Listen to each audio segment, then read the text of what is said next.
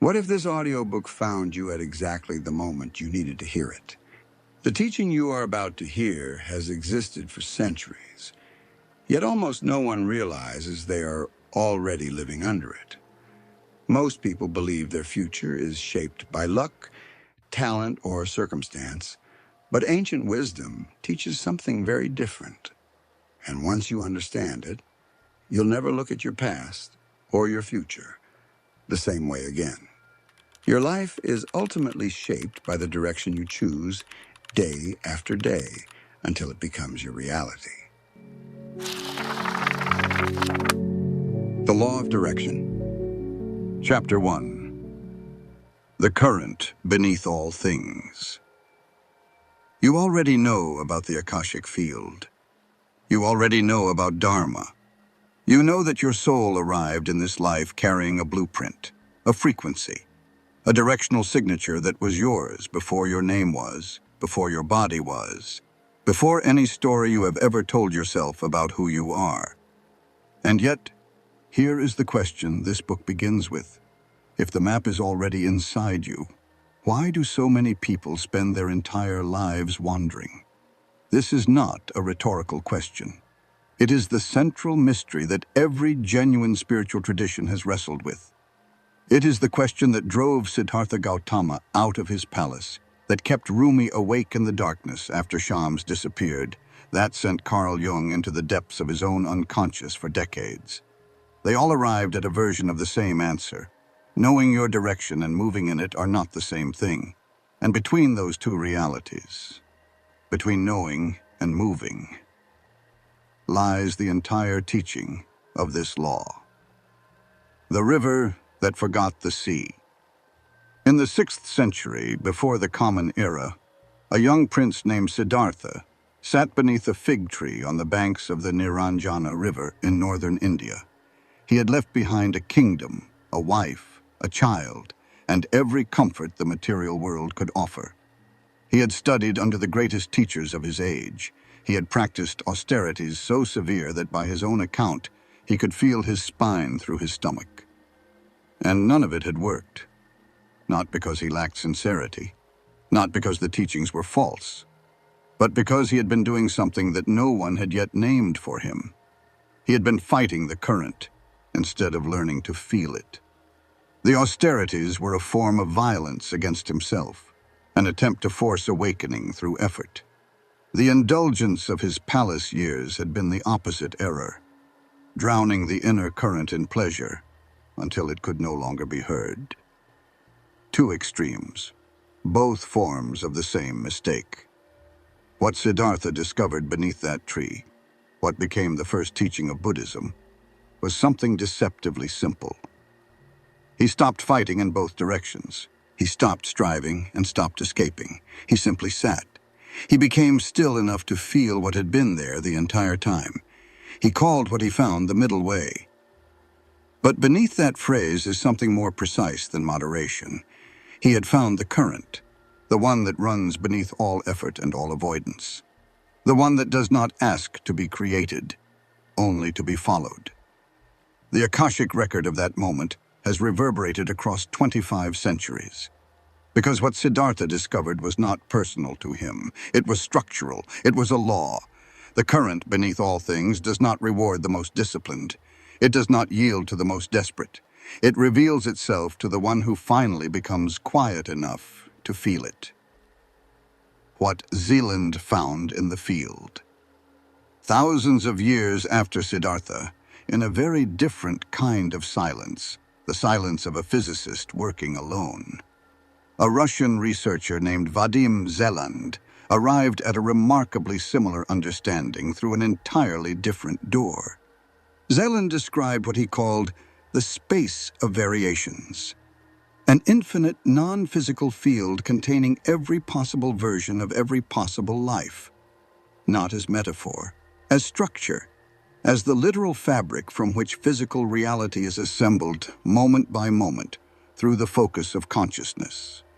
Within this field, he said, currents exist, lines of movement already laid down, already flowing, toward every conceivable destination a human life could reach. The question is never whether a path exists. The path always exists. The question is which current you are riding. Now place that beside what we know from the Akashic teachings. The Akashic field holds the record of every soul's journey, not just what has happened, but what is available. The blueprint of your highest expression already exists as a vibrational pattern in that field. Your Dharma is not something you must build from nothing. It is something you must tune toward, like a radio dial finding a frequency that is already broadcasting. Zeland and the ancient seers were describing the same architecture from different vantage points. The field exists. Within the field, your current exists. The current already knows where it is going, and the only variable, the only thing that has ever been within your control, is whether you are aligned with it or fighting against it. This is what we mean by the law of direction. Not that you must find your purpose. You have always had it. Not that you must create your path. It was inscribed before you arrived. The law is simpler and more demanding than that. It asks, are you moving with the current that is already yours, or are you exhausting yourself against it? The man who ignored every current but his own. In the 1880s, a young Serbian engineer arrived in New York City with 4 cents in his pocket, a letter of recommendation, and a mind that operated by his own description in a way he could not fully explain to other people. Nikola Tesla had a gift, or a condition, depending on your perspective, that he described throughout his life as involuntary visualization. Ideas did not come to him as thoughts. They came as complete, 3-dimensional constructions that he could examine, rotate, test for flaws, and modify, all within the space of his own mind, before a single piece of physical equipment was ever built. He did not choose this. It chose him. From the time he was a child in Serbia, certain problems pulled at him with a force he could only describe as compulsive. The problem of alternating current, the problem of wireless energy transmission, the problem of what he called the rotating magnetic field, a concept so vivid to him that he saw it complete in a flash of vision while reciting Goethe in a Budapest park at sunset in 1882. He stopped walking. He took a stick and drew the diagram in the dirt. His companion thought he had gone mad. He had not gone mad. He had found his current. What is instructive about Tesla is not just his genius. The world has had many geniuses. What is instructive is what happened when he moved with his current versus when he was pulled away from it. When Tesla worked on the problems that had been pulling at him since childhood, alternating current, resonance, electromagnetic fields, he operated in a state that he described as effortless. Not easy. Effortless. The distinction matters. The work was demanding. But it did not drain him. It fed him. He reported sleeping only 2 hours a night for months at a time. Not because he was forcing himself to, but because the current was so alive in him that rest felt beside the point. But when Tesla was drawn into battles that were not his, the war of currents with Edison, the patent disputes, the financial entanglements with investors who wanted to control the direction of his work, something different happened. He became depleted in a way that his scientific labor never produced. He suffered breakdowns. He lost years. The difference was not the quantity of effort. It was the quality of alignment. When Tesla was in his current, the field seemed to move with him. Ideas arrived. Solutions appeared. Resources emerged, often inexplicably, at exactly the moment they were needed. When Tesla was fighting battles outside his current, battles for recognition, for money, for power, the field moved against him. Or more precisely, it stopped moving for him, because his attention had left the frequency where his direction lived. Zeland would recognize this pattern immediately. When you are aligned with your current in the space of variations, what he calls outer intention activates. The universe begins to arrange circumstances in your favor, not through magic, but through the natural mechanics of a consciousness tuned to its own frequency. When you abandon that frequency, even for understandable reasons, even for survival, the arrangement stops, not as punishment, simply as physics. Tesla's life is not a success story with a tragic ending, as it is often told. It is a masterclass in what the law of direction looks like from the inside, including what it costs when you lose it. The exhaustion of the wrong current. You have felt this, perhaps not at Tesla's scale, but in the texture of ordinary days. You have known both states. You have had days where the work, whatever your work is, felt like moving through water in the wrong direction, where every step required effort that seemed disproportionate to the progress made, where you arrived at the end, not just tired, but strangely hollow, as if the day had taken something from you that sleep could not fully replace. And you have had, if you are honest, if you reach back for them, the other kind of days. Days where something opened, where you were doing something so aligned with whatever is most essentially you that time dissolved, where the effort was real but the depletion was not, where you finished and felt improbably more alive than when you started. Carl Jung spent much of his career studying exactly this phenomenon. He called it the difference between the persona, the self we construct to navigate the social world, and the self with a capital S, the deeper organizing principle of the psyche that operates according to its own laws, regardless of what the persona is busy performing. Jung observed that patients who were chronically exhausted, chronically unfulfilled, were almost always people whose persona had taken them very far from their self. They had become excellent at being who the world expected them to be. And in doing so, they had drifted, sometimes enormously, from the current of who they actually were. He called this process individuation when reversed, the journey back toward one's own nature, and he was honest about how long it could take and how uncomfortable it was. Because the distance between the persona and the self had to be closed, and closing it required a willingness to disappoint the expectations that had been built around the wrong version of you. This is the real cost of the wrong current, not just wasted time. The gradual construction of a life that fits you the way a coat fits someone else, technically wearable, functionally sufficient, and wrong in a way that is very hard to explain to anyone who has not felt it. The first movement of the law. Here, then, is the first movement of the law of direction. Not an instruction, an observation. There is a current that belongs to you. It has always existed. It is inscribed in the Akashic field as the vibrational signature of your soul's highest path. It is what your Dharma, at its most essential, is pointing toward. It is what Zealand's space of variations holds in trust for you, at the coordinates of your most aligned frequency. And this current does not go away when you ignore it. That is perhaps the most important thing to understand. The current does not punish you for drifting.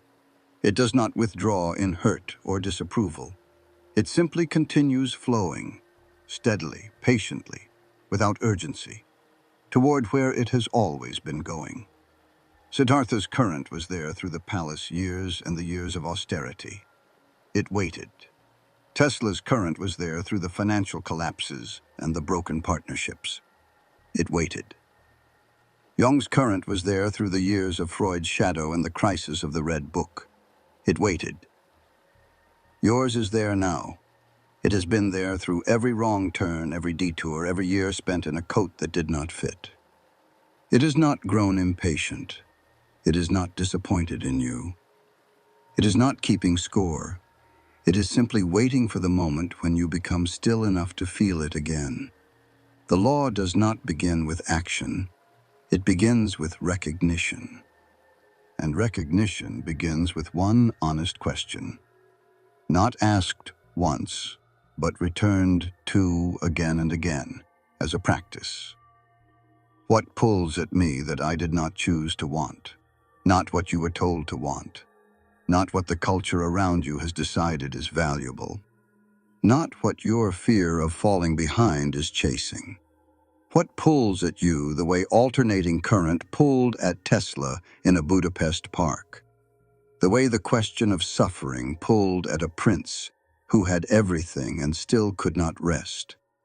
That pull is not random. It is not sentiment. It is not a hobby or a preference. It is the current. And it is the beginning of everything this law is about to teach you. Chapter 2. The Pendulums of the World. There is a reason most people never find their current. It is not because the current is hidden. We established in the last chapter that it is not. It is inscribed in the Akashic field. It is built into the structure of your Dharma. It is available, always, at the frequency that belongs to you. The reason most people never find it is simpler and more unsettling than that. They are never still long enough to feel it. Because something, many things, are working very hard to make sure they are not. This chapter is about those things. Vadim Zeland called them pendulums. And once you understand what a pendulum is, truly understand it, not just as a concept, but as a living force operating in your daily life, you will never be able to unsee them. That is not a warning. It is a gift, because you cannot navigate around something you cannot name. So let us name it. How a pendulum is born. A pendulum does not begin as a predator. It begins as an idea, a belief, a cause, a movement, an institution, something that enough people begin to direct their attention and emotion toward. And as that attention accumulates, something remarkable happens. The idea stops being just an idea. It becomes a structure, an energetic formation in the field that develops over time its own momentum, its own logic, its own survival instinct. Zeland described this with the precision of an engineer. He said that every pendulum, whether it is a religion, a political party, a social trend, a corporation, a cultural movement, or a simple collective fear, operates by the same mechanics. It was built from human energy, and it requires human energy to keep existing. Which means its primary drive, beneath whatever ideology it wears on the surface, is always the same. Keep the energy coming. This is not malevolence. A pendulum does not conspire. It does not scheme. It simply does what all living structures do. It works to perpetuate itself. And the way it perpetuates itself is by capturing and holding the attention of as many people as possible, for as long as possible, with as much emotional intensity as possible. Because emotion is the currency the field runs on. And a pendulum knows, with a kind of structural wisdom that requires no consciousness, that an emotionally activated human being is a human being who is feeding it. The Roman Colosseum and the architecture of capture. In the year 80 of the Common Era, the Emperor Titus inaugurated the Flavian Amphitheater in Rome, what history would come to call the Colosseum. For 100 days, the games ran without pause. Over 9,000 animals were killed. Gladiatorial combat filled the arena from morning until the light failed. The Roman state did not build the Colosseum for entertainment, not primarily. It was built as a technology of control, a mechanism for capturing and directing the emotional energy of an entire population. The Roman satirist Juvenal, writing in the early 2nd century, named the formula with brutal clarity. The masses, he said, no longer cared about politics, military glory, or civic virtue. They had been reduced to wanting two things, bread and circuses, panem et circenses. Read that again through the lens of what we now know about pendulums. The Roman ruling class had discovered through centuries of empirical observation that a population whose attention is captured by spectacle, whose emotions are running at maximum intensity around something that has nothing to do with their actual lives or their actual direction, is a population that does not question, does not organize, does not look inward long enough to ask who they are or what they are here to do. They are too busy, too activated, too invested in the outcome of the next match. The Colosseum was a pendulum of extraordinary sophistication. It ran on rage, on bloodlust, on the primal thrill of survival, on collective identification with particular gladiators and factions. It produced enormous emotional energy, exactly the kind of roiling, consuming, directionless passion that keeps a soul orbiting something external rather than moving along its own current. And here is what makes this ancient example so uncomfortable. The Colosseum is gone. The pendulum it represented is not. It simply changed its clothes. The architecture of capture. Spectacle designed to produce emotional activation. Emotional activation designed to hold attention. Attention held long enough to drain the individual of the energy they would otherwise direct toward their own life. This architecture is not a Roman invention. It is a human constant. And it has never been deployed at greater scale with greater sophistication than it is right now, in the world you are living in today. Rumi's reed and the sound of separation. In the 13th century, in the city of Konya in present-day Turkey, a scholar and mystic named Jalal ad-Din Rumi opened his greatest work, the Masnavi, with an image that has haunted spiritual seekers for 800 years. He wrote of a reed flute cut from the reed bed where it grew. And he said that every song the reed plays is the sound of that separation. Every note is longing. Every melody is the cry of something that knows it has been removed from where it belongs. Listen, he wrote, to the story the reed tells. It speaks of separations. Rumi was not writing a poem about music. He was writing a precise diagnosis of the human condition. The reed, cut from its bed, makes beautiful sound, but it makes that sound from pain. It creates, it performs, it fills the room. And underneath all of it is the unresolved ache of a thing that knows it is not where it should be. This is the soul that has been captured by pendulums. It is not idle, it is not silent. It may be extraordinarily productive, socially admired, professionally accomplished. It may fill every room it enters. But beneath the noise of its activity, if you listen closely enough, there is a frequency of separation, a sound that is asking without words to be returned to the current it came from. Rumi's own life illustrated this with terrible clarity when his spiritual companion Shams of Tabriz disappeared, taken, some say murdered, by Rumi's own students who were jealous of the teacher's devotion to him. Rumi entered a grief so total that those around him feared for his sanity. He wandered the streets calling Shams' name. He stopped teaching. He wrote poetry in a frenzy, as if the words were the only thing keeping him from dissolving. What his students did not understand, what took Rumi himself years to fully understand, was that Shams had not been his direction. Shams had been the one who showed him his direction. And when Shams disappeared, the pendulums of grief, of loss, of the opinions of his community, of his own ego's need to find the beloved outside himself, all descended at once. The breakthrough, which Rumi recorded in some of the most luminous poetry ever written, came when he understood that the current Shams had pointed him toward did not leave when Shams left. The current was inside him. It had always been inside him. The teacher had simply made it visible. And the pendulums, grief, loss, the need for external validation, the hunger to find his ground in another person, all of those had been pulling him away from exactly what Shams had spent years trying to give him. His own direction. The signature of a pendulum. Zeeland was precise about something that most spiritual teachings leave vague. He said that you cannot identify a pendulum by its content. This is crucial, because we are conditioned to sort the world into good content and bad content, worthy causes and unworthy ones, elevated pursuits and base ones. And so we assume that a pendulum must be something obviously low, something crude or violent or intellectually empty. But a pendulum can wear any costume. It can dress as patriotism or as revolution. It can dress as spiritual community or as scientific consensus. It can dress as self-improvement or as political awakening or as artistic ambition. The costume is irrelevant.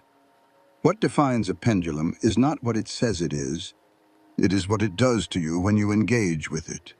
And what it does always is this. It activates your emotional system without advancing your direction. You leave it more agitated than when you arrived, more hungry for the next hit of engagement, more convinced that this thing, this cause, this conflict, this content, this community is essential, that you cannot afford to look away, that everything depends on your continued investment. Meanwhile, the quiet current of your actual direction sits untouched, waiting. Jung observed the same phenomenon from the clinical side. He noted that many of his patients were not suffering from a lack of meaning. They were suffering from an excess of borrowed meaning.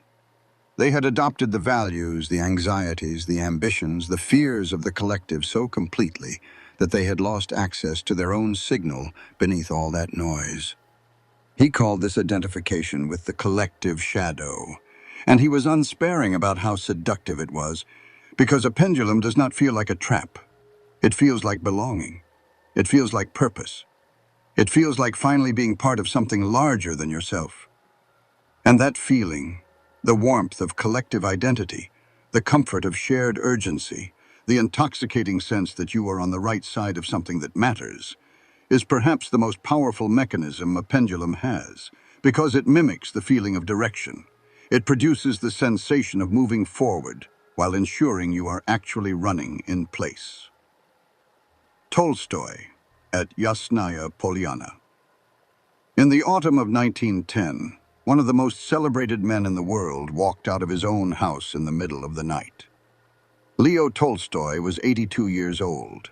He was the author of War and Peace and Anna Karenina, novels so large and so alive that they had become part of the cultural atmosphere of the modern world. He was famous across Europe, Russia, and America. Letters arrived at his estate, Yasnaya Polyana, from strangers on every continent seeking his wisdom, his blessing, his words. And he left. Alone, in October darkness, with a single companion boarding a train to nowhere in particular, fleeing a life that had become, despite its extraordinary surface, a pendulum he could no longer bear. Because Tolstoy had understood something decades before that final departure. He had written about it with agonizing honesty in his memoir, A Confession, published in 1882.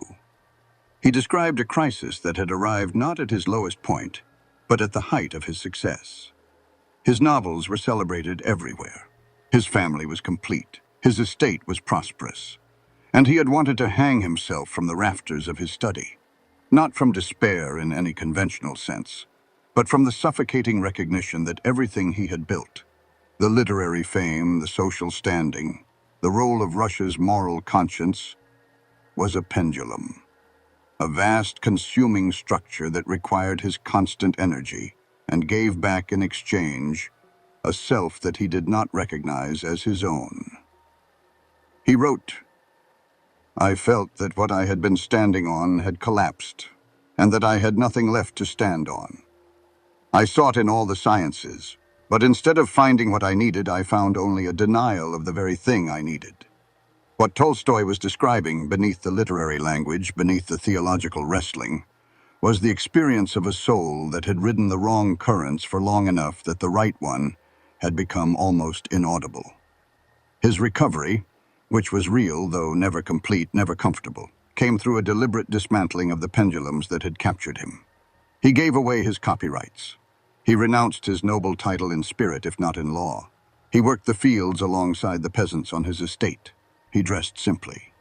He refused the literary world's continued attempts to make him its figurehead. None of this made him happy in the way the world uses that word. It made him something rarer, aligned. The current he had suppressed beneath decades of fame and performance began, slowly and painfully, to move again. When he walked out of Yasnaya Polyana that final October night, he was not having a breakdown. He was, at 82, still trying to close the distance between the life he had built and the current he had always known was there. He died 11 days later in a railway station master's house, far from home, in the company of a small group of followers and a crowd of journalists. Simple, impoverished, not where the world thought he should be. Free. Withdrawing your energy. The practice. Zeeland offered something that most spiritual traditions do not. A specific structural practice for dealing with pendulums. He called it withdrawing your energy. And it is subtler than it sounds. Withdrawing your energy from a pendulum does not mean ignoring it. It does not mean pretending the world's noise doesn't exist, or retreating into spiritual bypassing. The comfortable illusion that enlightened people simply float above whatever is disturbing the rest of us. What it means is this: you stop letting the pendulum set the emotional frequency you operate at. Because that is what a pendulum actually takes from you. Not your time, though it takes that too. Not your attention, though it captures that as well. What it takes, at the deepest level, is your emotional frequency, your baseline state. The internal climate in which your thoughts, your choices, your perception of what is possible, all arise. When a pendulum has set your frequency, when you are operating from agitation, from urgency, from the low-grade anxiety of someone who is constantly reacting to external noise, you cannot feel the current. The signal exists, but the interference is too loud. The Akashic teachings describe this in terms of vibrational access. The blueprint of your highest path exists in the field at a specific frequency. And that frequency is calm. It is not passive. Calm is not the same as passive, but it is undisturbed. It is the frequency of a consciousness that is directed, not scattered. You cannot access that frequency in a state of reactive noise. The door simply isn't there from that level of vibration. So the practice is not dramatic. It does not require you to leave civilization, to delete your accounts, to make grand renunciations. Though for some people, at some moments, some version of that may be what is needed. The practice is internal. It is the repeated, deliberate choice to observe a pendulum without being activated by it. To see the breaking news without letting it set your nervous system on fire. To notice the social comparison without letting it rewrite your sense of what your life is worth. To feel the pull of collective urgency. The sense that everyone is moving in a particular direction and you must too. And to pause. To ask quietly and honestly, is this my current? Or is this the pendulum's? That pause is not small. In a world engineered to eliminate the pause, that pause is everything. Because in the pause, the current becomes audible again. What remains? When the pendulum falls silent. There is a moment. And if you have ever experienced extended silence, extended solitude, extended distance from the usual noise of your life, you may know what this moment feels like when the pendulums go quiet. Not gone. They are never gone, not entirely, but quiet enough that something else becomes audible. It is not dramatic. This is important to understand. The mystics and the poets have given us images of revelation that arrive like lightning. Paul blinded on the road to Damascus. Rumi torn open by grief. Siddhartha illuminated beneath the Bodhi tree. And those things are real. But they are not the ordinary texture of what happens when a pendulum falls silent. Ordinarily, what you find beneath the noise is quieter than you expected. It might feel like a direction you already knew, but kept pushing aside because it seemed impractical, or too simple, or not sufficiently impressive to justify the life you have already built. It might feel like a persistent interest that you have been treating as a distraction. Something you return to again and again when the pendulums aren't demanding your attention. Something that has been quietly there for years, maybe decades, asking nothing of you except that you finally take it seriously. It might feel like a values conflict, a growing recognition that the life you are living and the life you are built for are pointed in different directions, and that all the activity and achievement and social validation have been, at some level, an attempt to paper over that gap. Whatever it feels like, and it will feel like something specific to you, not something borrowed from a teacher or a tradition or a book. It will have a quality that distinguishes it immediately from pendulum noise. It will feel like yours. Not exciting in the way a pendulum is exciting.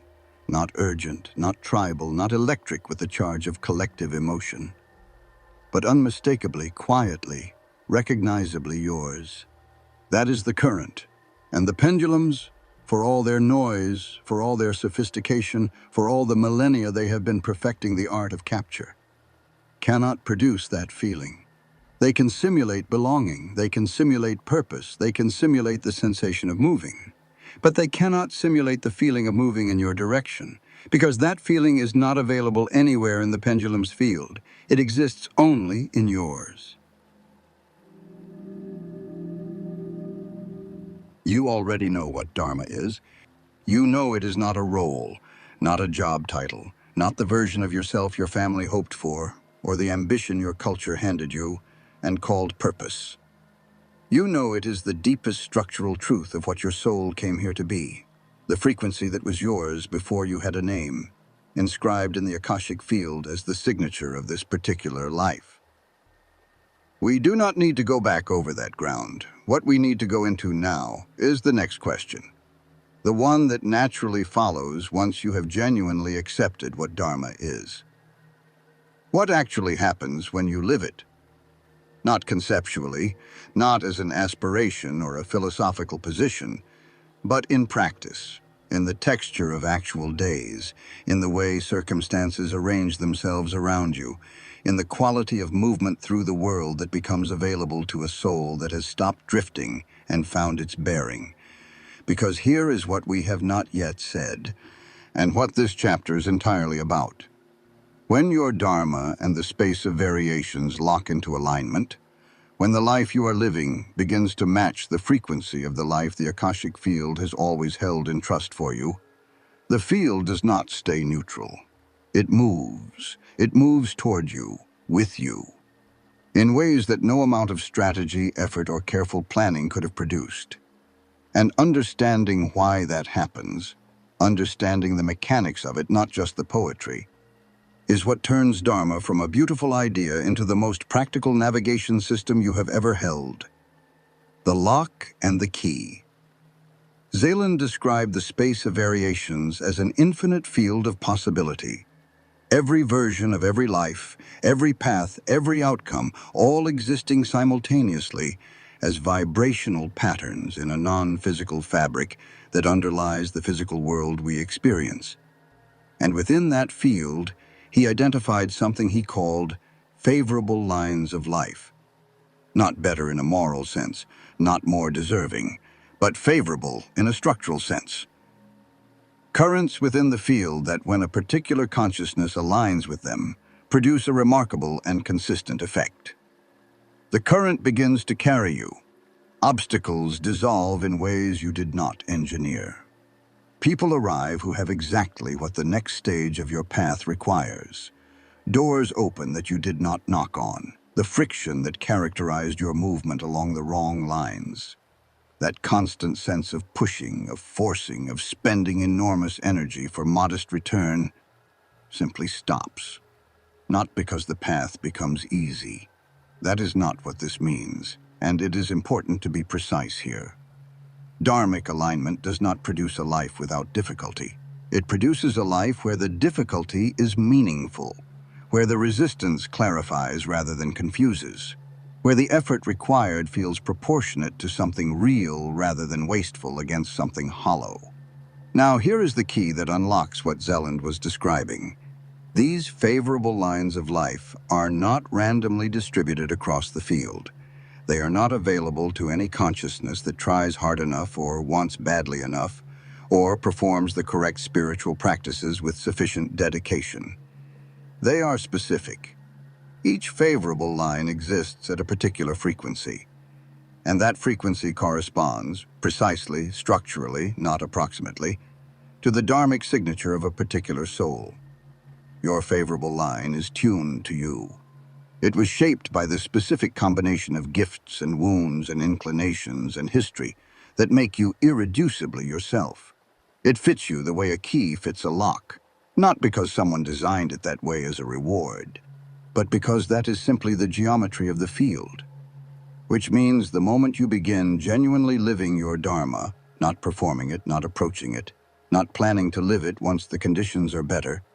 The field recognizes the frequency, and it opens. Marie Curie and the field that opened. In the winter of 1897, a young Polish woman named Maria Sklodowska, who had by then taken the French name Marie and married the physicist Pierre Curie, sat down to choose a topic for her doctoral thesis. She was the first woman ever to pursue a doctorate in physics in France. She had no laboratory of her own. She worked in a converted storage shed with a leaking roof that turned to ice in winter and a floor of bare earth. She chose to investigate a phenomenon that almost no one else considered worth investigating. A year earlier, Henri Becquerel had noticed that uranium salts emitted a mysterious radiation that could fog photographic plates even in complete darkness. He had reported it, catalogued it, and largely moved on. The scientific community had filed it away as a curiosity. It was not a fashionable problem. It offered no obvious application. It had none of the drama or prestige that attracted serious scientific attention at the time. Marie Curie could not stop thinking about it. She later wrote that she chose the subject precisely because so little work had been done on it, because the territory was open, unexplored, and something in her responded to it with a pull she described simply as irresistible. That pull was her compass. That irresistible quality was the frequency of her Dharma, meeting the frequency of the work that was waiting for her in the field. What happened next is the part this chapter is about. Within months of beginning her investigation, Marie Curie discovered that the radiation Becquerel had observed was not a surface phenomenon, not something produced by a chemical reaction between uranium and its environment. It was coming from the atom itself, from inside matter, from a place no one had ever looked, because no one had thought to look there. She called it radioactivity. She coined the word. She was the first human being to understand what it was. And then the field began to move with her in a way that can only be described, from the outside, as extraordinary. She and Pierre discovered two new elements, polonium, named for her homeland, and radium, within a single year. Equipment she needed appeared through colleagues and institutions that had previously shown no interest in her work. Pierre, one of the most respected physicists in Europe, abandoned his own research to join hers, not because she asked him to, but because what she had found was so significant that he could not stay away. Funding that had been inaccessible suddenly became available. None of this was the result of strategy. None of it was engineered. Marie Curie was not a gifted networker. She was not politically sophisticated. She was, by most accounts, difficult to know, private, intense, single-minded to a degree that many found uncomfortable. But she was moving in her current. She was on her favorable line. And the field, which does not require charm or strategy or the right connections, simply arranged itself around the frequency she was broadcasting. She won 2 Nobel Prizes in 2 different scientific disciplines. She remains the only person in history to have done so, not because she was the most talented scientist of her era, though she may have been, but because she was the one who followed the irresistible pull without asking whether it was practical, whether it was prestigious, whether it was the kind of problem a woman in her position should be working on. She followed her compass, and the field opened around her like a door that had always been unlocked, waiting only for the right key. Outer intention. When the universe becomes your collaborator. Zeland gave a name to what Marie Curie experienced without naming it. He called it outer intention. Most of us operate almost entirely from what Zeland called inner intention. The personal will, the individual drive, the force of wanting and planning and working toward what we desire. Inner intention is not wrong. It is necessary. But it has a ceiling. It can only move what one person's effort can move, and it runs on the energy of the individual who is exerting it, which means it depletes. Outer intention is something categorically different. It is the intention of the field itself. The movement of the space of variations in a particular direction, not because a person is pushing it, but because a consciousness has aligned with a frequency that activates the field's own momentum. Outer intention does not deplete because it does not belong to you. You are not generating it. You are accessing it. You are the key that turns a lock that was already there, in a door that was always in the wall, and behind that door an entire current that the field has been holding in readiness for the moment the right frequency arrived. The ancient traditions understood this under different names. The Taoist concept of Wu Wei, often translated as non-action, but more precisely the action that arises from perfect alignment with the nature of things, describes exactly this state. The Tao Te Ching says, "The sage does not compete, and therefore no one can compete with him." This is not passivity, it is outer intention. It is the state of a consciousness so aligned with the current of what is. That effort becomes effortless not because nothing is being done, but because what is being done is exactly what the field is already moving toward. The Sufi tradition called it baraka, a blessing or grace that flows through a person who has become a clear channel. The mystics were careful to say that baraka could not be acquired through virtue alone. It was not a reward. It was a consequence of alignment, of a soul moving so completely in accordance with its own deepest nature that it stopped obstructing the flow of what the divine, what the field, was already trying to move through it.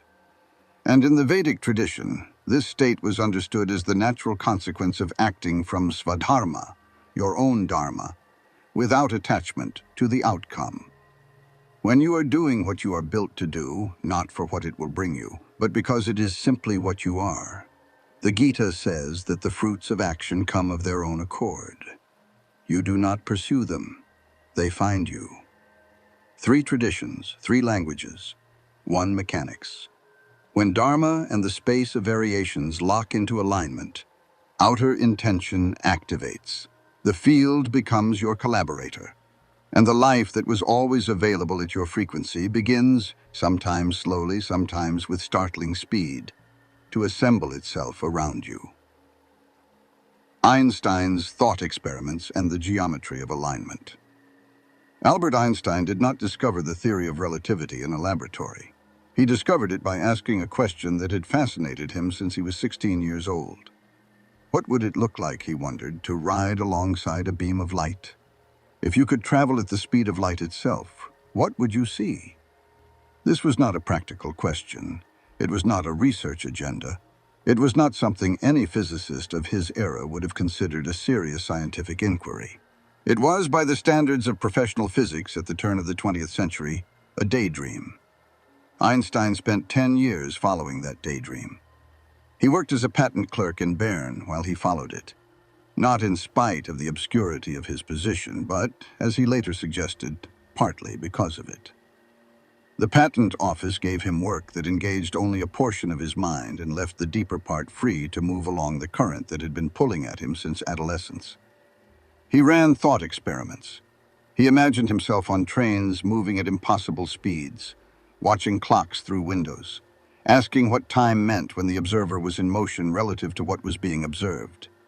He followed the question not because he knew where it was going, but because it was irresistible to him in the way that the dharmic current always is, not exciting in the way a pendulum is exciting, but pulling in a way that felt, as he described it, almost like necessity.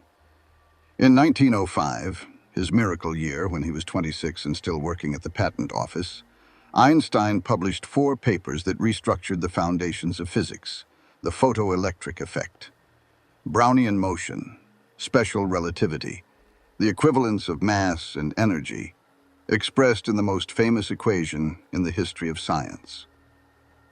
4 papers, 1 year. From a man with no academic position, no laboratory, no access to the institutional machinery of professional science, the field had opened. Not because Einstein was the most educated physicist of his generation, he was not. Not because he had the right connections or the right resources or the right credentials. He had none of these. But because he had been following his current with a fidelity that most people reserve for the things the pendulums tell them are important. He had been living for 10 years in a patent office, in complete alignment with his dharmic frequency. And when the lock turned, when the alignment became total, when the field recognized the key, what came through was not one discovery. It was everything, all at once. This is what outer intention looks like when it fully activates. Not a gradual accumulation of small gains, not a career trajectory that follows a logical arc, but a sudden opening, as if the field had been holding everything in readiness and was simply waiting for the consciousness to arrive at the precise frequency that made release possible. The feeling of the lock turning. You may have felt this already, a moment, perhaps brief, perhaps only hours or days long, when something shifted in the quality of how your life was moving.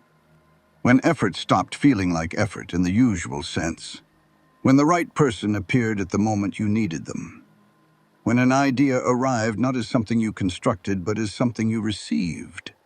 Whole, complete, already formed, as if it had been waiting for you to become quiet enough to hear it.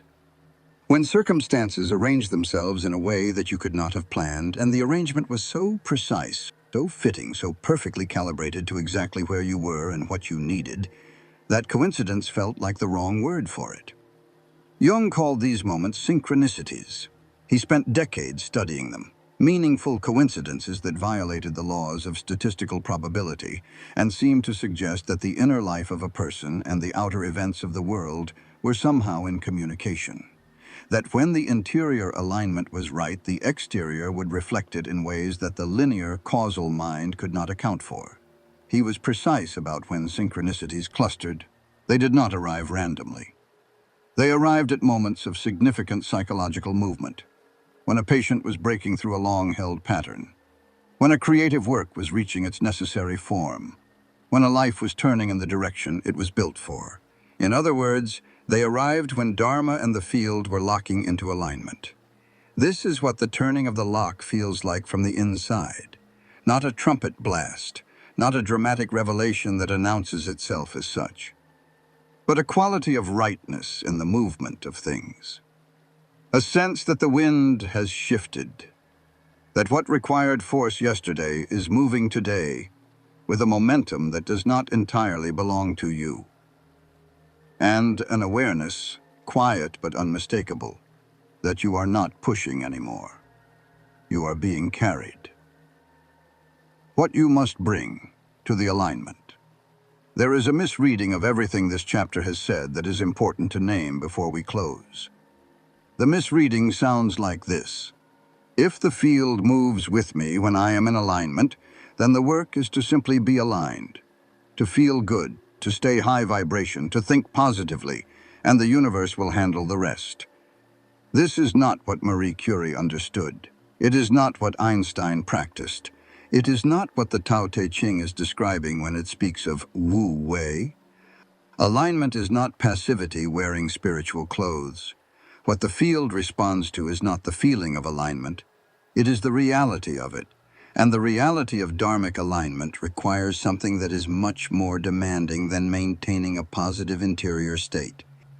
It requires that you actually do the thing your dharma is pointing toward, not plan to do it, not visualize doing it, not tell people about your intention to do it. Do it. Marie Curie went into the leaking shed every day. Einstein followed the thought experiment for 10 years without knowing where it led. The field did not open for them because they felt aligned. It opened because they were aligned, actively, concretely, in the choices they made with their actual hours and their actual attention. Zealand was clear about this. Outer intention activates when inner intention is already in motion. The field collaborates with a consciousness that is moving. It does not initiate movement on behalf of a consciousness that is waiting. The Akashic blueprint of your highest path exists. The space of variations holds your favorable line in readiness. The lock is there. It has always been there. But you are the key. And a key that sits on the table, no matter how perfectly it is shaped, opens nothing. The alignment this chapter has been describing.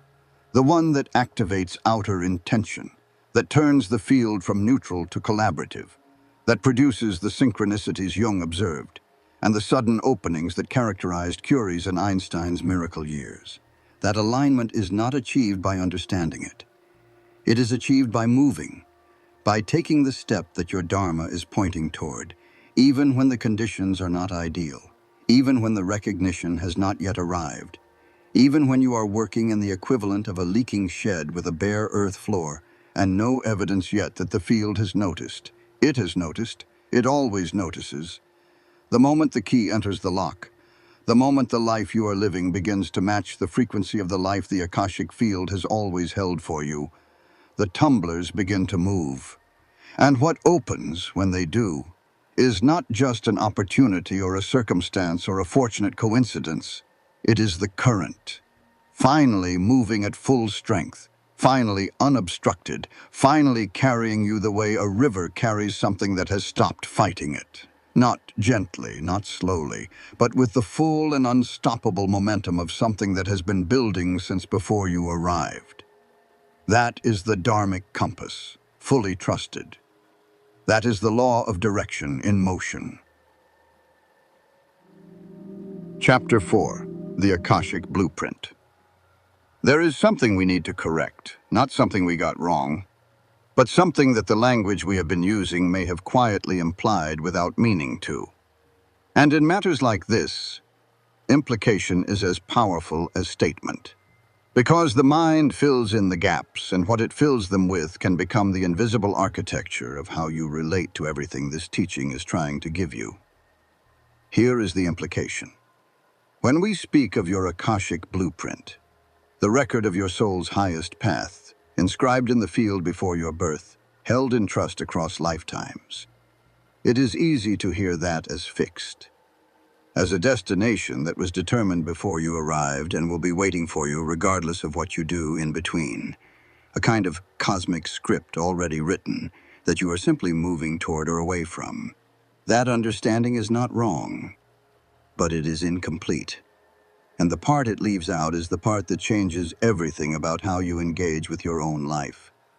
The Akashic blueprint is not a monument. It is not carved in stone, fixed in place, waiting at the end of a predetermined road. It is alive. It is responsive.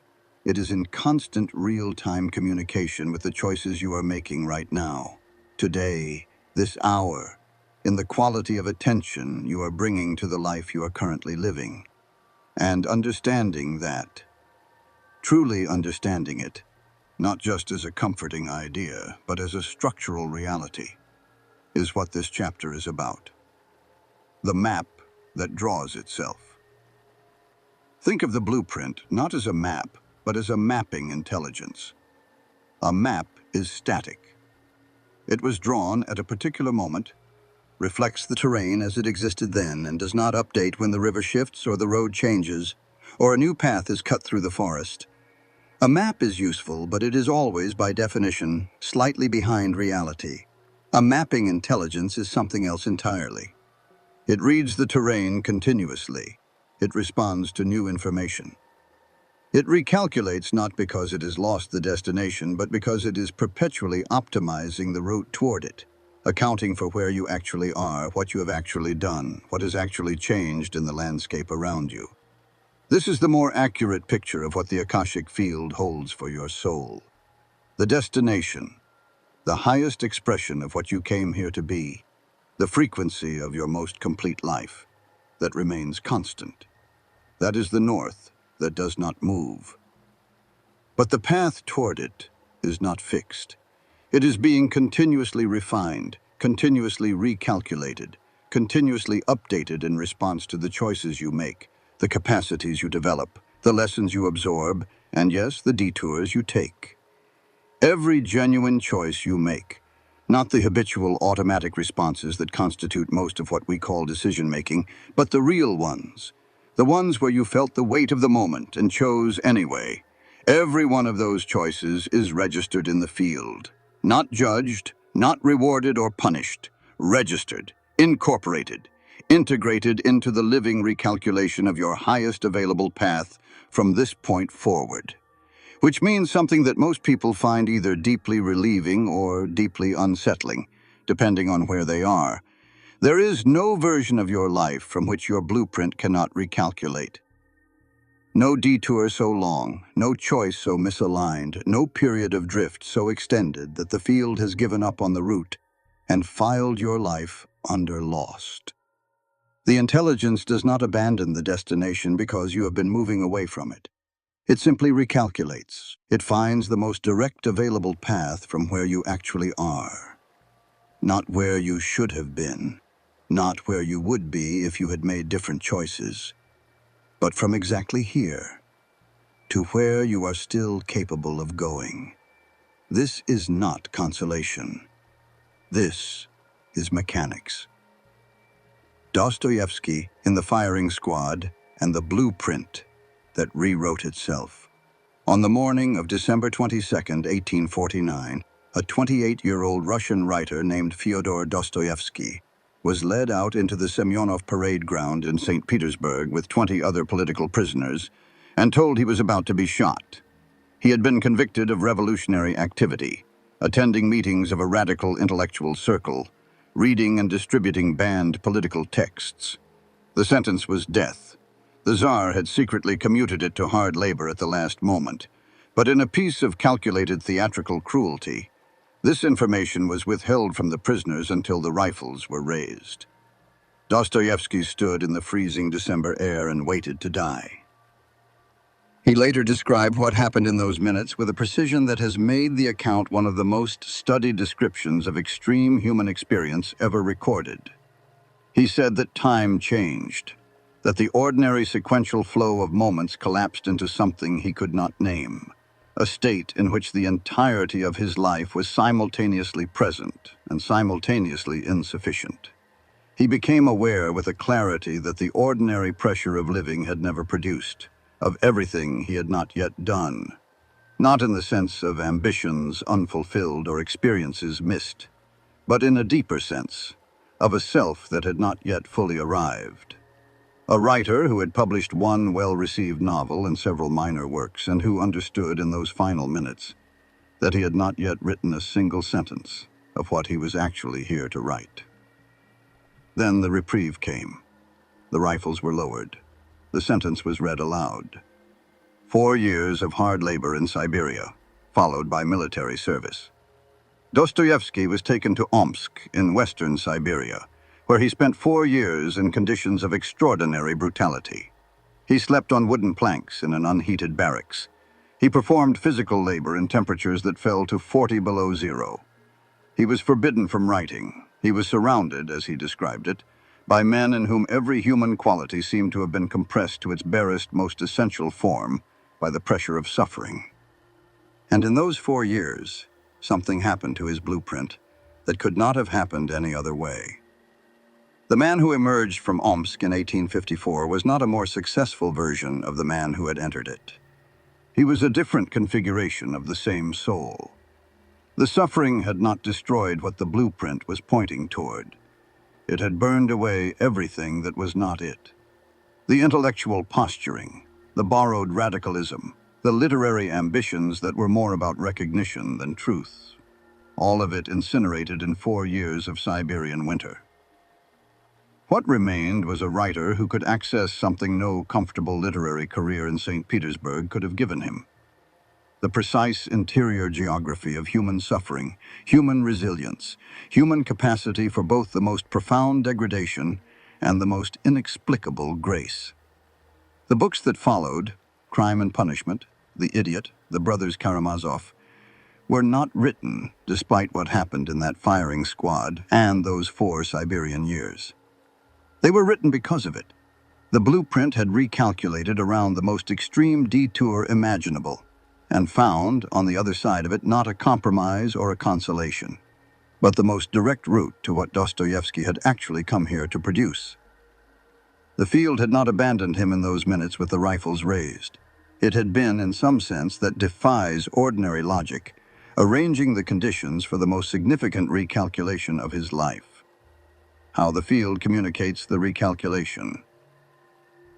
The Akashic field does not send memos. It does not interrupt your day with a notification, a vision, a voice from the sky, or a burning bush, though the mystics and the prophets and the Akashic records of human history are full of accounts that, when you read them carefully, describe precisely this. Not the supernatural theater of the experience, but the interior quality of it. The sudden, unambiguous arrival of knowing that something has shifted, that the recalculation has occurred, that the path forward is different from the path you were on. For most of us, in most moments, the field communicates the recalculation more quietly than that. It speaks through what stops working. When a path that has been functional, that has been producing results, generating momentum, making sense within the logic of the life you have been building, when that path suddenly stops working without obvious external cause, without a clear reason that the analytical mind can identify and fix, that is not failure. That is the blueprint updating. The field has registered that the current path, whatever it has been producing, has delivered what it was capable of delivering from the perspective of your soul's development. And the recalculation has determined that continuing along it will not take you closer to your highest available expression. It will take you further from it. So the path stops working. Not to punish you, not because you did something wrong, but because the intelligence of the field is more interested in where you are capable of going than in the comfort of where you currently are. The field also speaks through what suddenly becomes possible. Opportunities that arrive without apparent cause. Connections that form in circumstances that logic cannot explain. A door that opens in a wall where yesterday there was no door. These are not coincidences in the dismissive sense. They are the field communicating that the recalculation has produced a new route, and that the new route is available from exactly where you are standing. The Sufi mystics had a phrase for this. They said that when God wants to move a person, he first makes their current position uncomfortable. The discomfort is not the message. It is the delivery mechanism. The message is, a new calculation is available. A path has opened that was not open before. And Jung, working from the entirely different vocabulary of analytical psychology, described the same phenomenon in his concept of the transcendent function. The psyche's innate capacity to generate a new position when two existing positions have been held in tension long enough. When the life you are living and the life the blueprint is pointing toward have been in sufficient conflict for sufficient time, something resolves. Not through the victory of one over the other, but through the emergence of a third thing. A new understanding, a new direction, a new version of yourself that contains what was true in both without being limited by either. The field recalculates. The psyche transcends. The soul moves. Different languages for the same living intelligence continuously at work beneath the surface of your daily experience. Viktor Frankl, and the blueprint that could not be destroyed. In September of 1942, a Viennese psychiatrist named Viktor Frankl was deported to the Theresienstadt concentration camp. He was 37 years old. He had spent the previous decade developing a new approach to psychotherapy, what he would eventually call logotherapy, the therapy of meaning, and had recently completed the manuscript of his first major book, which he had hidden in the lining of his coat. The manuscript was confiscated and destroyed on the day he arrived at the camp. Over the next 3 years, Frankl was transferred through 4 concentration camps, including Auschwitz. His father died of starvation and pneumonia at Theresienstadt. His mother was gassed at Auschwitz. His wife, Tilly, died at Bergen-Belsen. He lost, as he later wrote, everything that could be taken from a person. And he did not lose his direction. This is not a statement about heroism. Frankl was not performing courage in those camps. He was doing something more precise and, in a way, more extraordinary. He was watching, with the trained attention of a psychiatrist who could not stop being a psychiatrist even in Auschwitz. What happened to the people around him when they lost their sense of direction? And what happened to the ones who kept it? He observed that physical survival was not primarily a function of physical strength, or youth or circumstance, though those things mattered. It was a function of whether a person retained under conditions specifically designed to extinguish it, a sense that their life was still pointed somewhere, that there was something ahead of them, a person to return to, a work to complete, a truth to bear witness to, that required their continued existence. The people who lost that sense, who concluded, rationally and understandably given the evidence available to them, that there was nothing ahead, that the blueprint had been destroyed along with everything else, those people died faster. Not always, not in every case, but with a consistency that Frankl found impossible to ignore. What kept Frankl alive, he wrote, was the reconstruction of his lost manuscript. Not on paper, he had none, in his mind. Night after night in the barracks, he rebuilt the book that had been taken from him, expanding it, deepening it with everything the camps were teaching him about human nature at its most compressed and essential. He was recalculating in real time. The original manuscript, the original path toward the work he had come to do, was gone. But the blueprint was not gone. The blueprint was the work itself, the understanding of human meaning that his soul had been built to develop and deliver. And the field, working with what was available, had recalculated the route. The new route ran directly through the camps. The book that Viktor Frankl eventually wrote, Man's Search for Meaning, published in 1946, the year after his liberation, has sold over 16 million copies in 24 languages. It is consistently ranked among the most influential books of the 20th century.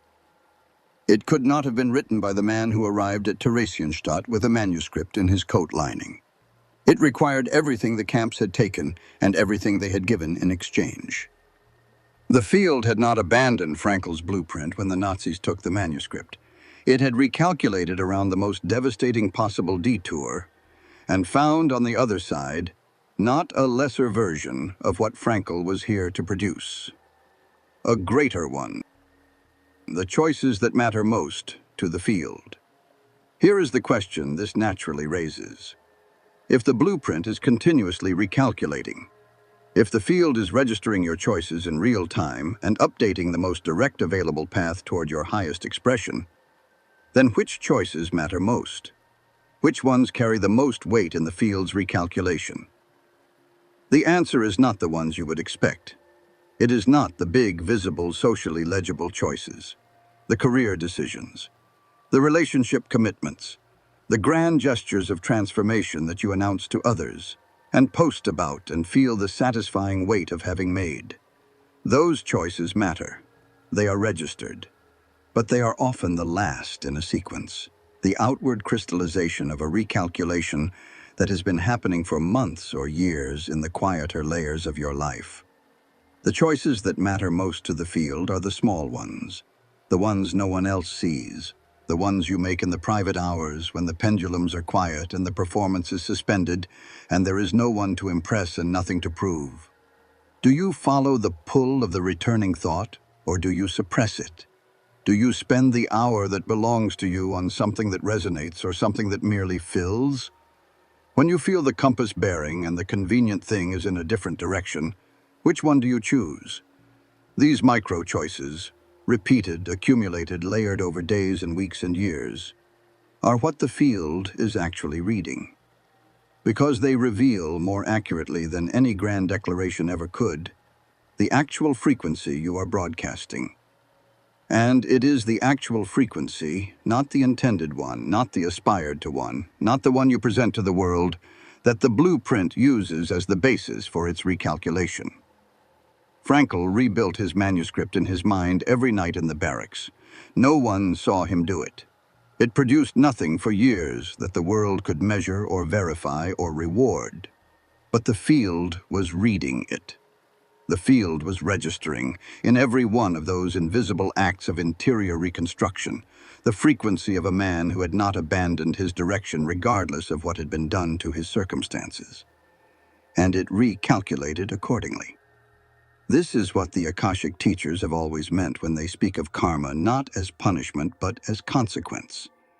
Not the theatrical cosmic ledger that rewards virtue and strikes down vice, but the simple structural reality that the field reflects back what you actually are, not what you intend to be, not what you perform, but what you are in the choices no one witnesses. The blueprint recalculates from your actual frequency. Give it your actual frequency, and the recalculation will always find you a path. Nothing is wasted. There is one more thing this chapter needs to say, and it may be the most important thing. Nothing is wasted in the Akashic Blueprint's recalculation. Not the years spent on the wrong path.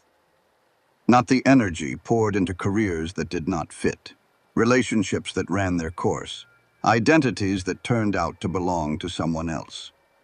Not the failures that left marks. Not the choices you look back on with a particular heaviness of genuine regret. Every single thing you have lived through, including especially the things you would undo if you could, has been incorporated into the recalculation. The field does not discard experience, it composites it. It takes the raw material of everything you have been through and asks, continuously and without judgment, given all of this, given the precise configuration of this soul as it now exists, shaped by everything that has happened and everything that has been chosen, what is the highest path available from here? And it finds one, it always finds one, because the intelligence of the field is not limited by what you think is still possible from where you are. It is not working from your self-assessment, your history of failures, your catalog of what you have lost and what you believe you can no longer access.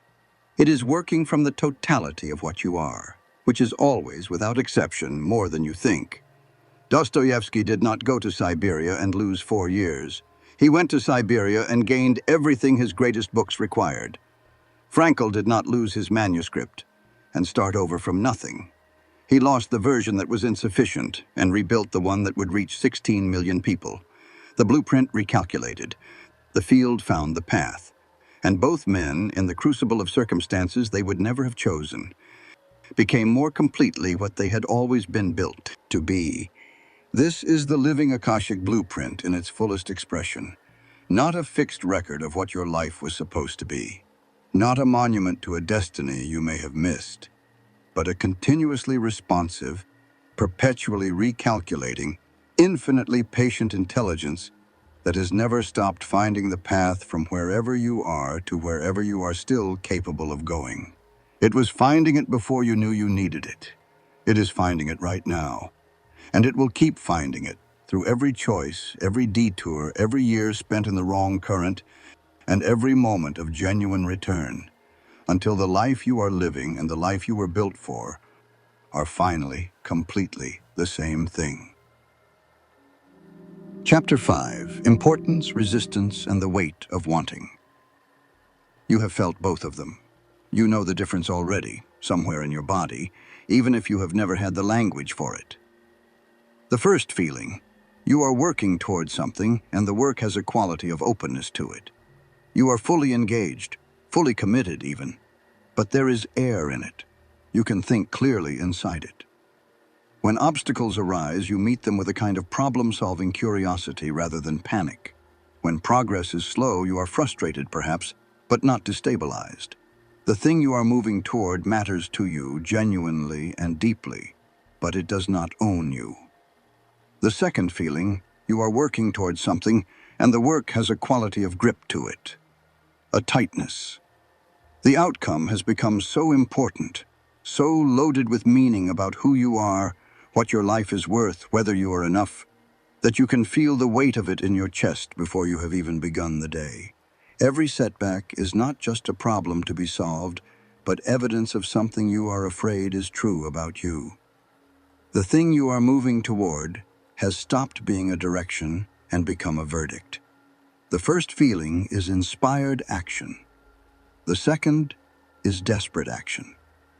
And the difference between them, the precise structural difference in how the field responds to each, is what this chapter is entirely about.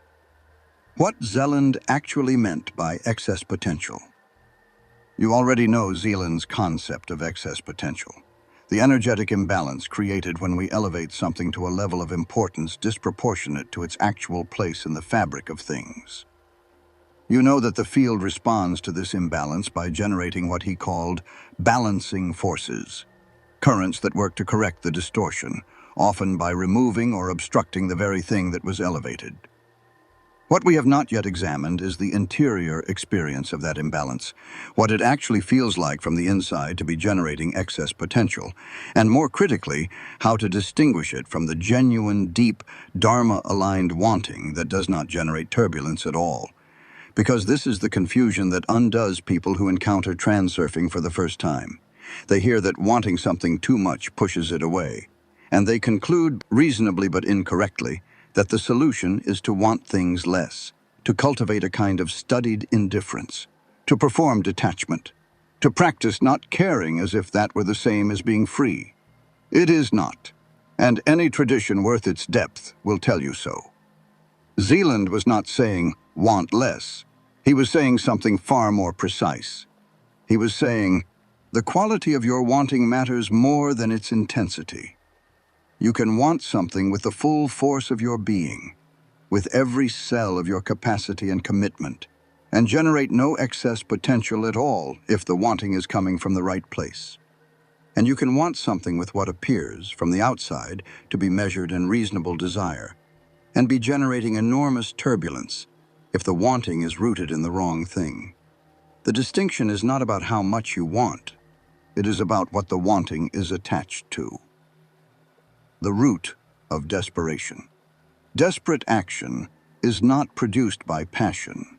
It is produced by fear dressed as passion. Somewhere beneath the drive, the ambition, the relentless pursuit of the outcome, beneath what looks from the outside like extraordinary commitment and from the inside feels like it, there is a proposition that has been accepted, usually without examination, usually years or decades ago.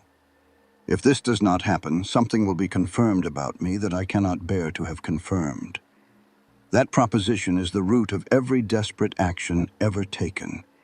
It is what transforms ordinary desire into the crushing weight that Zeeland described as excess potential. Because the moment your outcome becomes the evidence for or against your fundamental adequacy as a human being, it is no longer just a goal. It is a trial. And you are not a person working towards something. You are a defendant waiting for a verdict.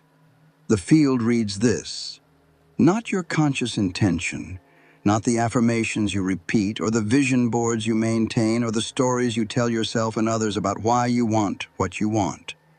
The field reads the actual frequency beneath all of that, and the frequency of someone conducting their life as a trial, someone whose sense of self is contingent on an outcome, is the frequency of fear, of contraction, of a consciousness trying to hold something in place through the force of its own anxiety. And the field, as we now understand it, does not respond to that frequency by delivering the thing that would relieve the fear. It responds by generating the balancing forces Zeeland described, by creating the friction, the obstruction, the inexplicable reversal of momentum that leaves the desperate person even more convinced that they must try harder, want more intensely, grip even tighter. The harder the grip, the stronger the balancing force. The stronger the balancing force, the harder the grip. It is a mechanism that feeds on itself, and it can run for years, for entire lifetimes, without the person inside it ever understanding what is actually happening. Michelangelo and the wanting that did not weigh. In 1508, Pope Julius II commissioned a 33-year-old Florentine sculptor named Michelangelo di Lodovico Buonarroti Simoni to paint the ceiling of the Sistine Chapel. Michelangelo did not want the commission. This is the part of the story that is rarely told with the weight it deserves. Michelangelo considered himself a sculptor, not a painter. He had spent the previous decade perfecting his understanding of the human form in marble. The Pietà, completed when he was 24, the David, completed when he was 29, and he was in the middle of designing Julius's own tomb, which he considered the defining work of his career. The ceiling was, in his view, an interruption, an imposition, A project given to him not because he was the right artist for it, but because of political maneuverings among rival artists at the papal court, his enemies, he believed, who wanted to see him humiliated by a medium in which he had no expertise. He wrote letters to his father during those early months that read like a man in genuine anguish. He described the physical torment of painting above his head, the paint dripping into his eyes, the contortion of his body across months and years, the headaches that plagued him long after he had descended from the scaffolding. He described the loneliness of the work, the impossibility of it, his certainty that he was not the man for it. And then something shifted. The accounts are not precise about when or how, but somewhere in the first year, Michelangelo stopped fighting the ceiling and entered it. He began to expand the original modest plan, 12 apostles along the border, into something that had never been conceived on that scale before. 300 figures. The entire narrative arc of Genesis. A theological and aesthetic vision so total that it would take 4 years and leave him, by his own account, permanently damaged in his posture and his eyesight. He was not desperate for the outcome. He was consumed by the work.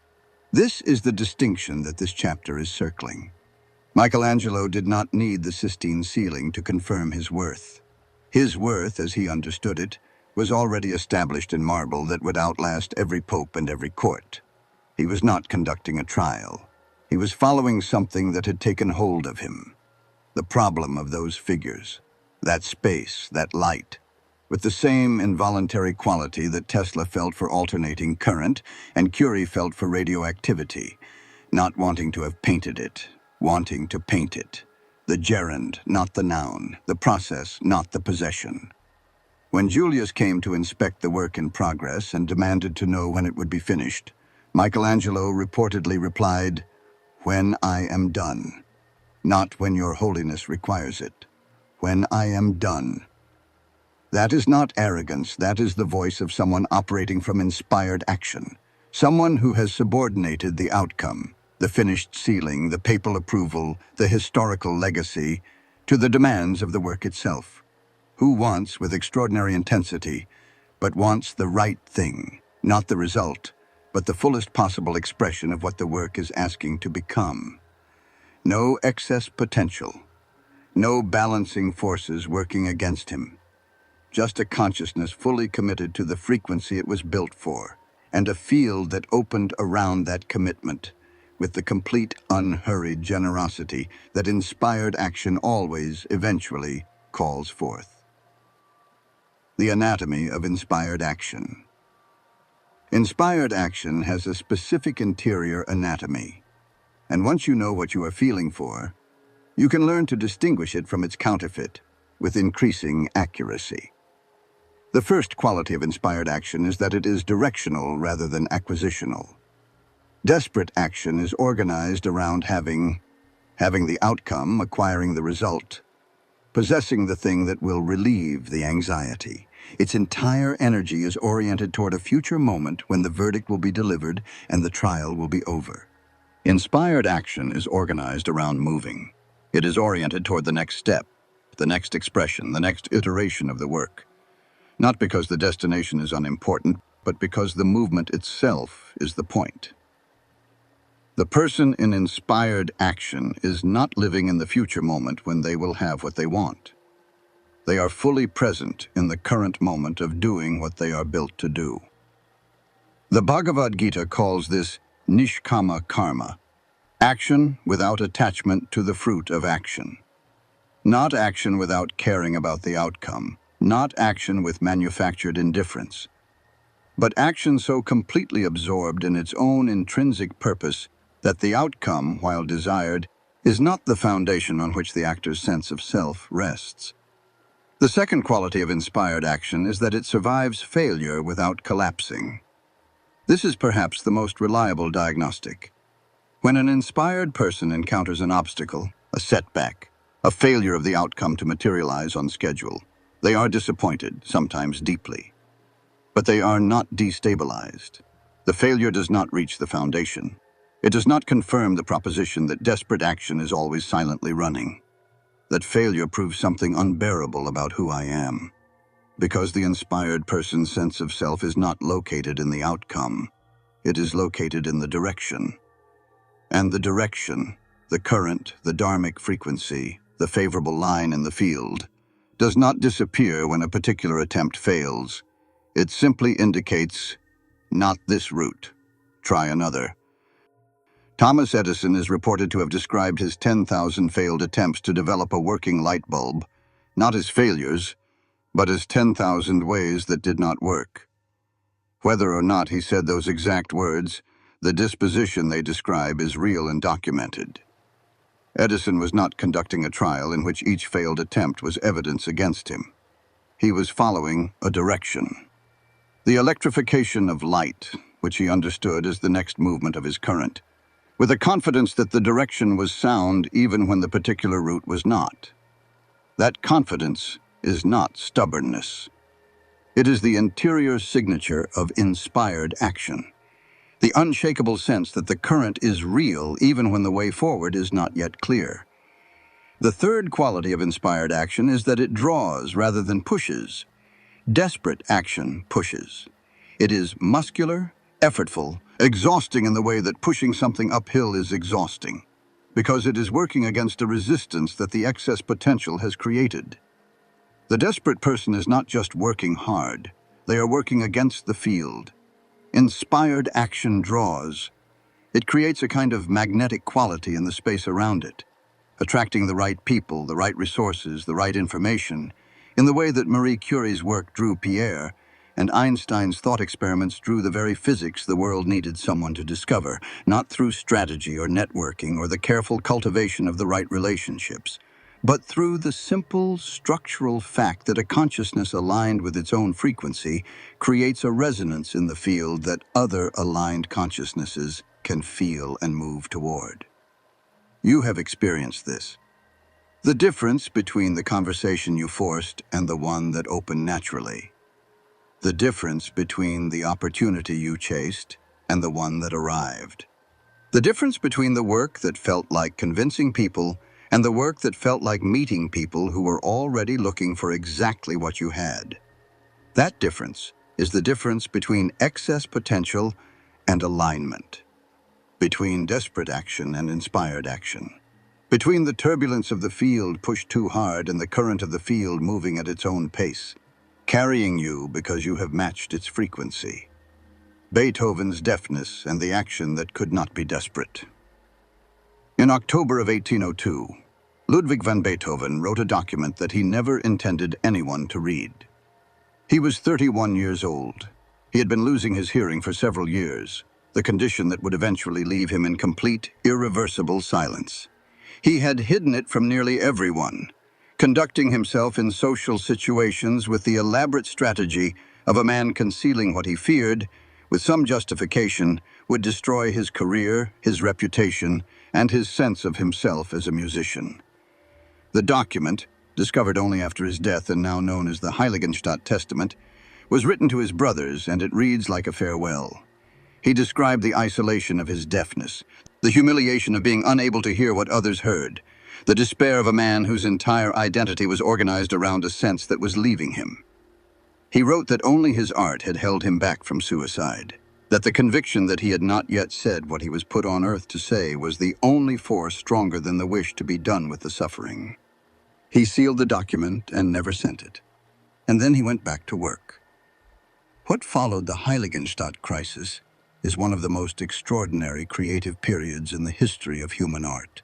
The Third Symphony, the Eroica, composed between 1803 and 1804, was so unlike anything that had existed before it that audiences at early performances did not know how to respond. The Fifth Symphony, the Sixth, the late string quartets, and finally the Ninth Symphony, the choral work that has become perhaps the most recognized piece of music ever written, composed in complete deafness, performed for the first time in 1824, at which Beethoven had to be turned to face the audience by a soloist so that he could see, if not hear, the ovation he could not receive through his ears. Here is what Beethoven's story illuminates about the difference between inspired and desperate action that no other story can quite reach. Beethoven could not possess the music he was creating in the way that any other composer could. He could not hear it. The ordinary relationship between a musician and their work, the feedback loop of sound, the immediate sensory confirmation that the thing you have imagined is the thing being produced, was not available to him. He was working in a silence that was absolute. And yet, the music that came out of that silence is widely considered to be among the most emotionally complex, structurally sophisticated, and spiritually elevated that any human being has ever produced. Because Beethoven, stripped of the ability to be desperate in the ordinary sense, stripped of the ability to grasp the outcome, to possess the result, to hear and therefore anxiously evaluate what he was creating, was left with nothing but the direction, nothing but the current, nothing but the pure, unmediated movement of a consciousness along the frequency it was built for, with no mechanism available for the kind of self-conscious grasping that excess potential requires. He could not grip the music. He could only follow it. And the field, meeting that quality of wanting, intense beyond measure, committed beyond reason, and utterly incapable of the desperate possessiveness that creates turbulence, opened in a way that produced the Ninth Symphony from inside total silence. Inspired action does not require deafness, but it requires the same quality of relationship to the work that deafness forced on Beethoven, the willingness to follow the current without being able to grip the outcome, to commit completely without making the completion the condition of your worth, to want, fully, passionately, with every capacity you have, and to hold that wanting lightly enough that the field can move through it. How to reduce importance without losing passion. Zeeland's instruction to reduce importance is one of the most misunderstood teachings in the entire body of transurfing. Because reducing importance sounds, to the ears of an ambitious person, like an invitation to care less, to achieve less, to be less. It is none of those things. Reducing importance means reducing the weight of the verdict. It means disentangling the outcome from your self-assessment. It means moving the foundation of your sense of self off the contingent ground of results, which you cannot fully control, and onto the stable ground of direction, which you always can. This is not a psychological trick. It is not a reframing exercise or a thought pattern to be cultivated.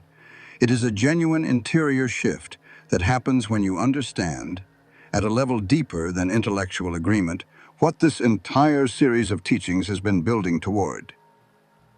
Your worth is not produced by your outcomes. It is expressed through your direction. The Akashic blueprint does not evaluate you by your achievements. It does not update toward your highest expression because you have accumulated enough success. It updates in response to the quality of alignment you bring to your actual choices in your actual hours. Frankl rebuilding his manuscript in the barracks was not less worthy than Frankl with a published book. He was, in that interior act of reconstruction, operating at the precise frequency of his highest available expression. The field was reading that. The field was recalculating toward it. When you truly understand that, when it moves from something you agree with intellectually to something that reorganizes how you actually feel in the morning before the day has delivered its verdict, the excess potential begins to dissolve on its own.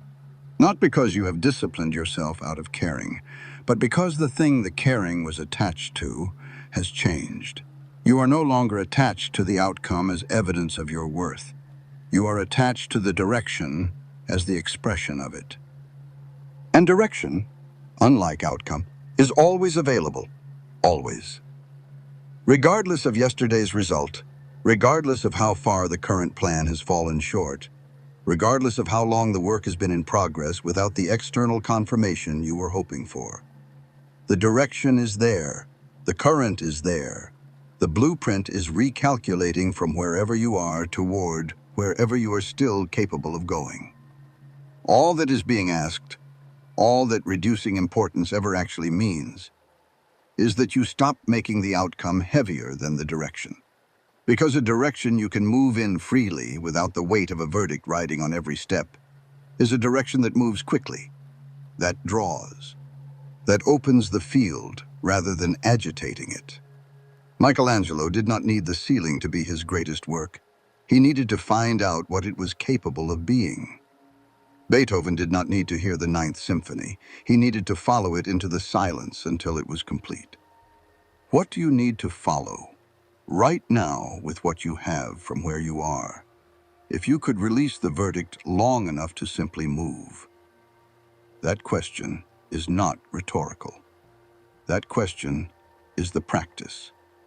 And the answer that comes when you hold it honestly, quietly, without performance, in the space where the pendulums are not shouting and the weight of the outcome has been, just for a moment, set down. That answer is the current, speaking, as it has always been speaking, waiting as it has always been waiting for the quality of attention that lets it be heard. Chapter 6, Outer Intention. Everything this book has built toward has been pointing at this. The current beneath all things, the pendulums that pull you from it, the dharmic compass that never stops broadcasting your direction, the living blueprint that recalculates no matter how far you have drifted, the difference between wanting that creates turbulence and wanting that opens the field. Each of those teachings was preparing you for this one. Because there is a state, not a technique, not a practice, not something you perform. A state that becomes available when all of those things are genuinely understood and genuinely lived. And in that state, something happens that no amount of strategy, effort, willpower, or even inspired action can produce on its own. The field stops being the environment you are moving through. It becomes your collaborator. Zeeland called this outer intention, and it is the most ancient secret in the world, encoded in every genuine mystical tradition that has ever existed, described in languages so different that most people never recognize they are all pointing at the same thing. This chapter is about what outer intention actually is, how it is activated, what it feels like when it is operating, and why the convergence of your Dharma with the intelligence of the Akashic field is not the end of the journey. It is the moment the journey finally begins moving at its true speed. The limit of what you can move alone. Inner intention is the engine most people run their entire lives on. It is the personal will, the individual drive, the force of wanting, planning, working, pushing, and occasionally forcing things into existence through the sheer pressure of sustained effort. And it is real. It produces results.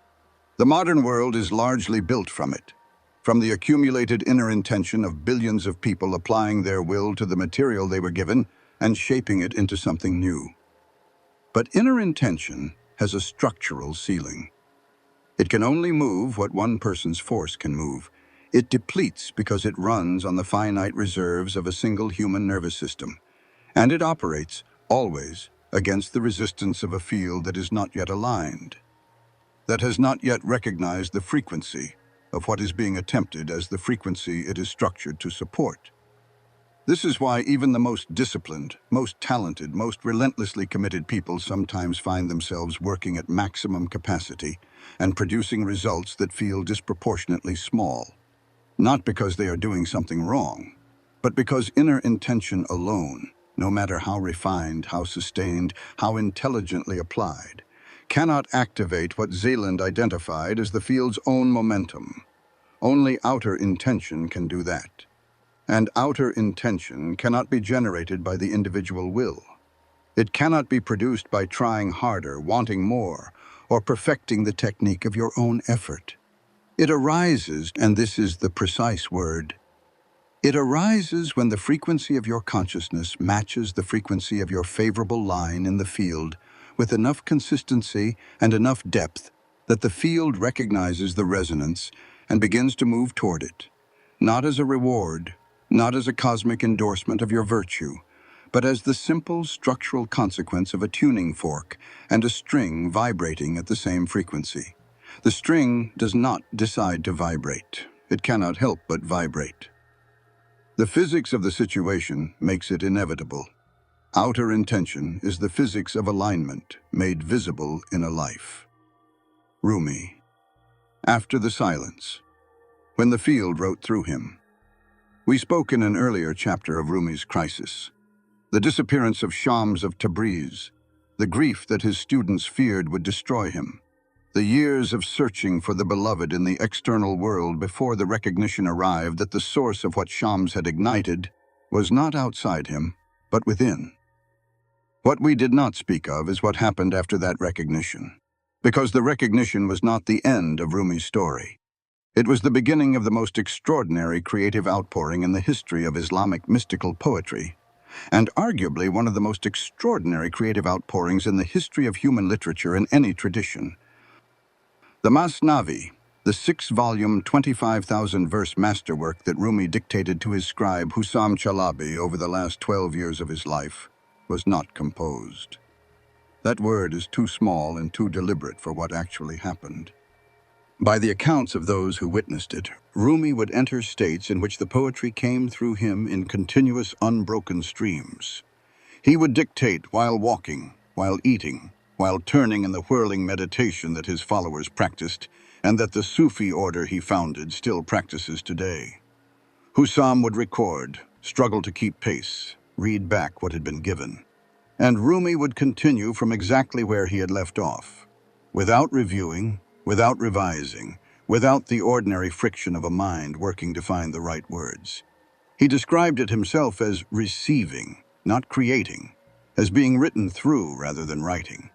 This is outer intention in its most complete expression.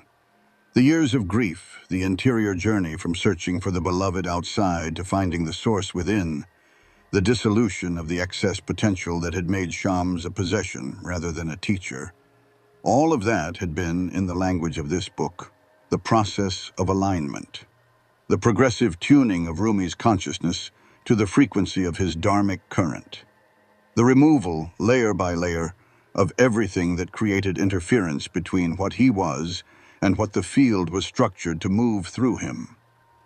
And when the alignment was complete, when there was nothing left between Rumi's frequency and the field's response, the field did not wait for him to work. It did not require him to generate the poetry from his own reserves. It moved through him, 25,000 verses, 12 years. A consciousness so completely on its favorable line that the distinction between the person's intention and the field's intention had, for long stretches of creative time, effectively dissolved. This is what the ancient traditions meant when they spoke of divine inspiration. Not a supernatural intrusion from outside the natural order, but the natural order expressing itself through a consciousness that had become, through the long discipline of alignment, clear enough to carry it. The conspiracy between Dharma and the field. The word conspire comes from the Latin conspirare, to breathe together, not to plot, not to scheme, to breathe together. To be in such proximity, such resonance, such mutual alignment, that the breath of one becomes indistinguishable from the breath of the other. This is the most precise description of what happens when Dharma and the Akashic field find each other. Your Dharma, the deepest structural truth of what your soul came here to be and to do, exists at a specific frequency. We have established this. The Akashic field holds the blueprint of your highest expression at that same frequency. And the space of variations contains your favorable line at exactly the coordinates where those two frequencies meet. When you are living your Dharma, genuinely, not performing it, not approaching it, not planning to commit to it when the conditions improve, you are broadcasting that frequency into the field, continuously, with every aligned choice, every inspired action, every moment of genuine movement along your current. And the field, which is not passive, which is not neutral in the presence of an aligned consciousness, begins to breathe with you. The conspiracy is not planned. It cannot be engineered.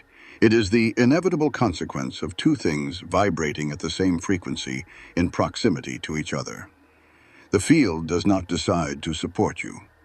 It simply cannot help but move in the direction you are already moving, because you have become, through the discipline of alignment, an expression of what the field is already structured to produce. You are not asking the universe for help. You have become the universe helping itself.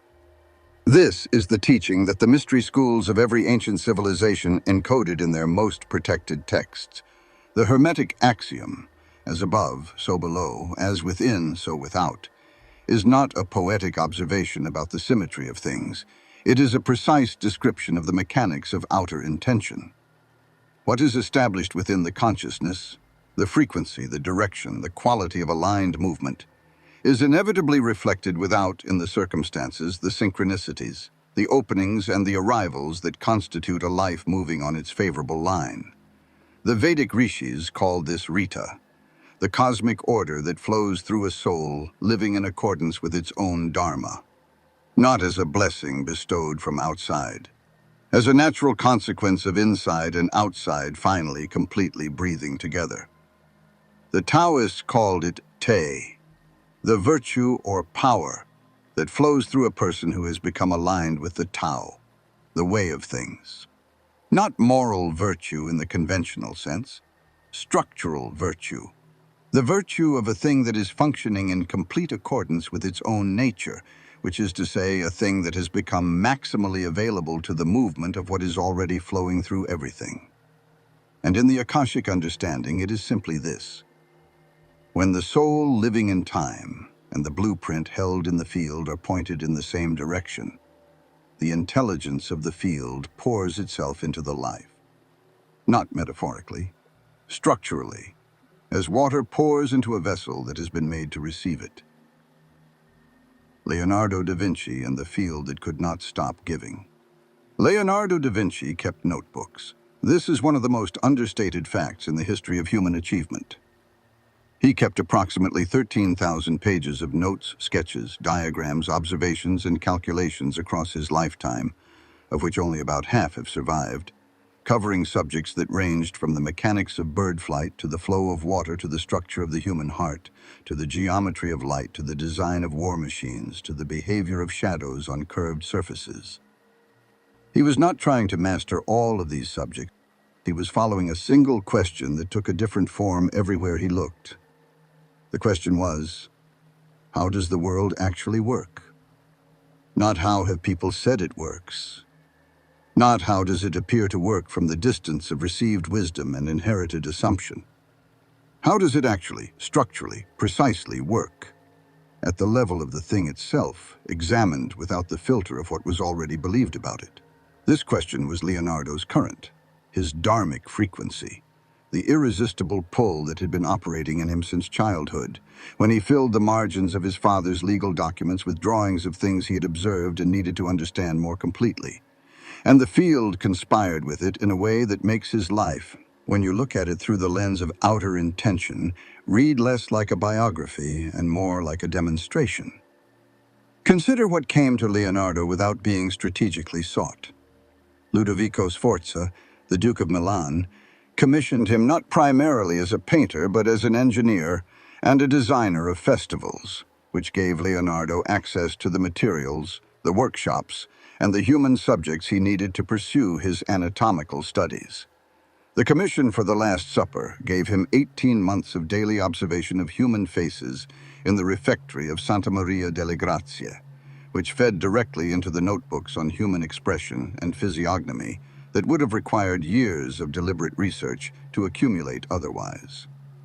Francesco Melzi, who became Leonardo's most devoted student and the guardian of his notebooks after his death, arrived in his life not through any effort of recruitment, but through a chance encounter when Melzi was a teenager, drawn, as he later described it, by something in Leonardo's presence that he could not articulate but could not resist. The right patron at the right moment. The right commission producing the right access. The right person arriving through a channel that logic could not have predicted or engineered. This is the texture of outer intention operating across a lifetime. Not dramatic. Not always comfortable. Leonardo left many works unfinished, struggled with patrons, moved across half of Italy and eventually to France, never quite settling in any single place long enough for the world to fully categorize him. But always, underneath the apparent disorder of the surface, the current was moving.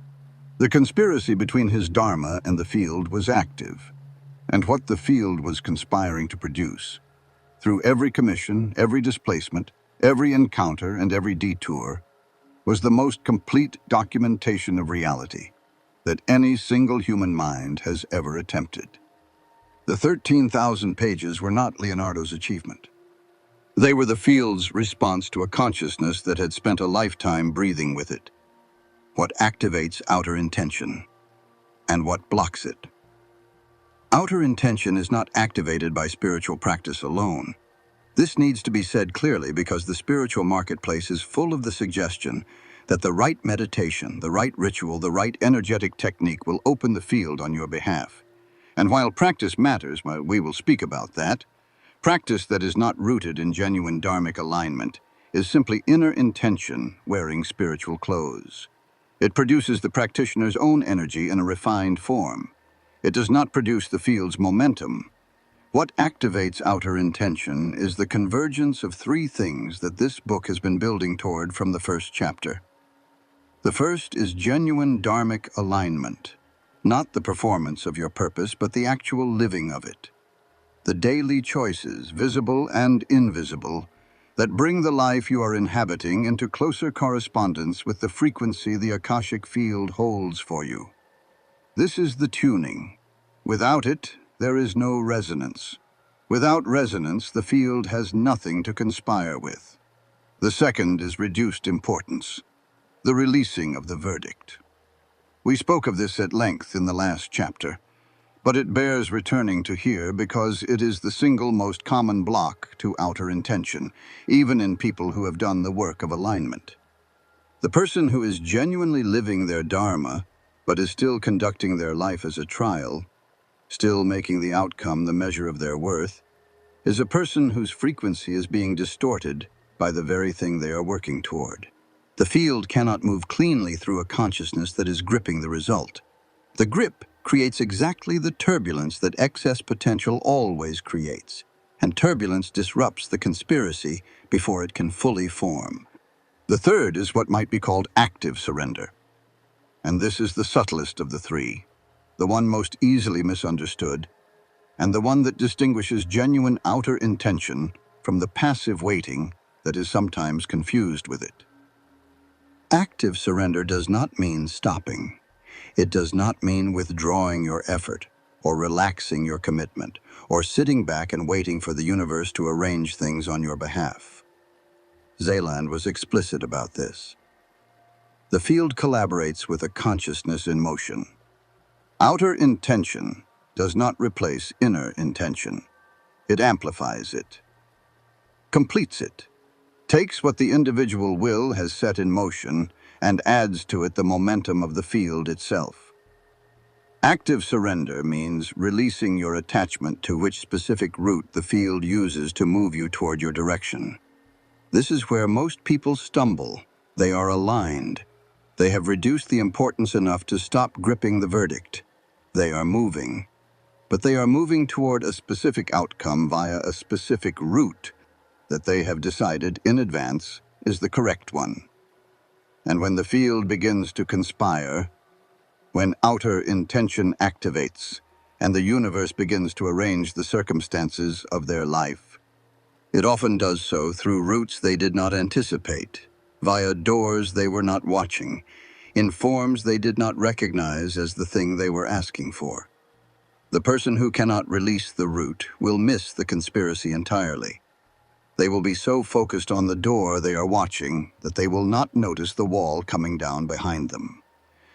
Active surrender is the willingness to keep moving in your direction, while holding the specific route lightly enough that the field can choose the best one from the infinitely larger vantage point of the space of variations, which sees every possible path simultaneously and has access to routes that your individual perspective, by definition, cannot. Joan of Arc and the Total Conspiracy. In the spring of 1429, a 17-year-old peasant girl from the village of Domremy in northeastern France walked into the court of the Dauphin Charles at Chinon, having traveled 300 miles in the middle of a war in the depth of winter, dressed as a man to avoid detection, with no military training, no political connections, no credentials of any kind, and told him that God had sent her to drive the English from France and see him crowned king, and he gave her an army. The rational mind finds no place to stand in the story of Joan of Arc. It cannot account for what happened, not the audience with Charles, not the lifting of the siege of Orleans in 9 days after it had resisted every professional military effort for months, not the string of victories that followed across the Loire Valley, not the coronation of Charles VII at Reims in July of the same year, and not the extraordinary response of the French soldiers who fought under her, men who had been demoralized, underpaid, and comprehensively defeated before her arrival, who fought, by contemporary account, as if the outcome had already been decided and they were simply there to perform it. What the rational mind cannot account for, the lens of outer intention illuminates. Joan of Arc was perhaps the most completely aligned consciousness in the political history of the medieval world. Her Dharma, which she understood as divine mission, and which we can understand, without diminishing the depth of her experience, as the most complete possible convergence of a soul's frequency with what the Akashic field held for it, was total. There was no gap between what she believed she was here to do and what she was doing. There was no inner conflict, no divided loyalty, no part of her that suspected she might be wrong or might be something other than what she said she was. She was not conducting a trial. She was not performing a mission for the verdict it would deliver on her worth. She was, by every account we have of her, simply being what she was, completely, without reservation, without the interference of self-doubt or the turbulence of excess potential, in a way that made the distinction between her intention and the field's intention effectively invisible. And the field conspired with that totality in ways that military historians still struggle to explain. Resources arrived. Alliances formed that had no strategic basis. Soldiers fought beyond their capacity. Weather changed at critical moments. Decisions made by the English commanders that served the French campaign rather than their own. Decisions that no rational analysis of their strategic position can account for what occurred repeatedly across the weeks and months of Joan's campaign. The conspiracy was total because the alignment was total. Joan was captured in 1430, tried for heresy by a court controlled by her enemies, and burned at the stake in Rouen in May of 1431. She was 19 years old. The mission she had begun was completed 22 years later when the English were driven from France, exactly as she had said they would be. The Akashic blueprint of what she had been sent to initiate did not end with her life. It recalculated, as it always does, and found other hands, other routes, other expressions of the same direction she had pointed. What her story leaves behind, what the Akashic field has held in its record across 6 centuries, is the clearest demonstration in historical memory of what becomes possible when a human consciousness is so completely on its current that the field stops being the environment and becomes the force, not despite the brevity of her life, because of the completeness of her alignment within it.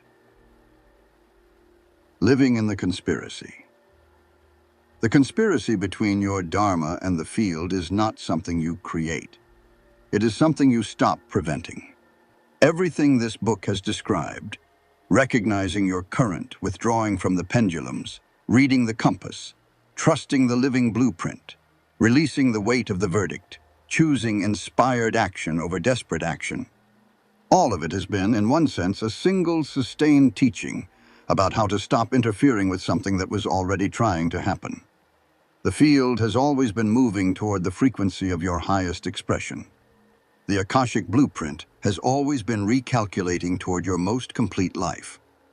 The favorable line in the space of variations has always been available at the coordinates of your dharmic frequency. Outer intention has always been waiting at the threshold, ready to activate the moment the resonance was clear enough to trigger it. What has been in the way is not a lack of effort, not a lack of talent, not a lack of spiritual dedication or worthiness or readiness. What has been in the way is the interference, the pendulum noise, the excess potential, the grip of the verdict, the drift from the current, the borrowed frequency of other people's dharmas, other people's definitions of what a valuable life looks like, other people's current that you have been swimming in while your own ran quiet beneath you. Remove the interference, not all at once, not through a single act of will, but gradually, honestly, through the sustained practice of returning to your own frequency again and again, and the conspiracy activates on its own. You do not need to be Joan of Arc. You do not need to be Leonardo or Rumi or any of the extraordinary figures whose lives this book has used to illuminate these principles. Their stories are not held up as standards to reach. They are held up as proofs of the principle, evidence that the mechanics are real, that the conspiracy is available, that the field genuinely does conspire with a consciousness that has found its bearing and refuses to be pulled from it. What is available to you is not their life. It is your own, lived at your own dharmic frequency, on your own favorable line, with the field breathing alongside you in whatever form and at whatever scale that conspiracy takes in the specific, irreplaceable territory of your particular existence. That territory is not smaller than Leonardo's. It is not less significant than Joan's. It is simply yours. And the field conspires with yours as completely as it conspired with theirs, because the field does not rank dharmas. It does not reserve its momentum for the historically significant. It responds to frequency. And your frequency, lived fully, is as complete a resonance as any that has ever activated the field's collaboration. The conspiracy is already forming. It forms in the moment you choose the current over the noise, in the moment you set the verdict down and pick up the direction, in the moment you stop asking the field for permission and start breathing with it. That moment is always now, and it is always enough. Chapter 7. Walking the Line, Living in Direction. We have covered a great distance together. We have named the current beneath all things and identified the forces that pull you from it. We have looked at the living blueprint and understood that it never stops recalculating toward your highest available expression, regardless of how far you have drifted or how long you have been drifting.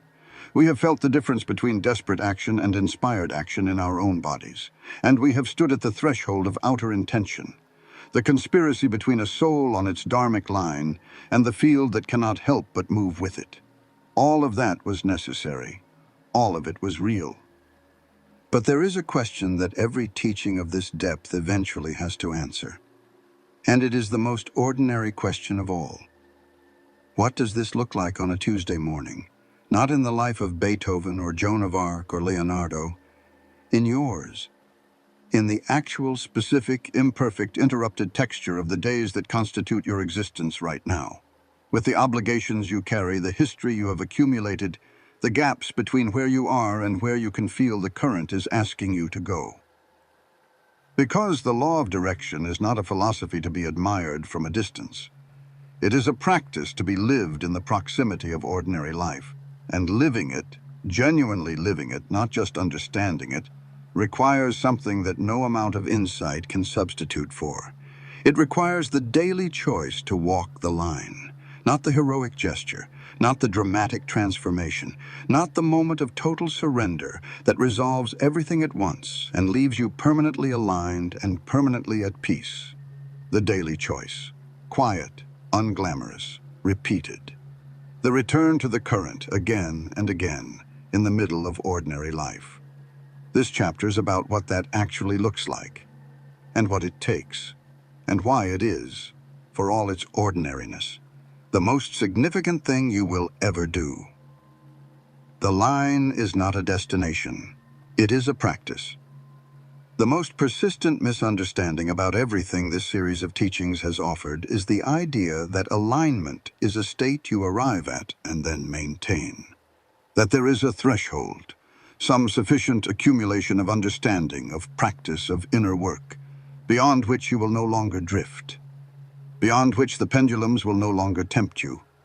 The excess potential will no longer arise, the compass will always be clearly audible, and the direction always unmistakable. This is not how it works.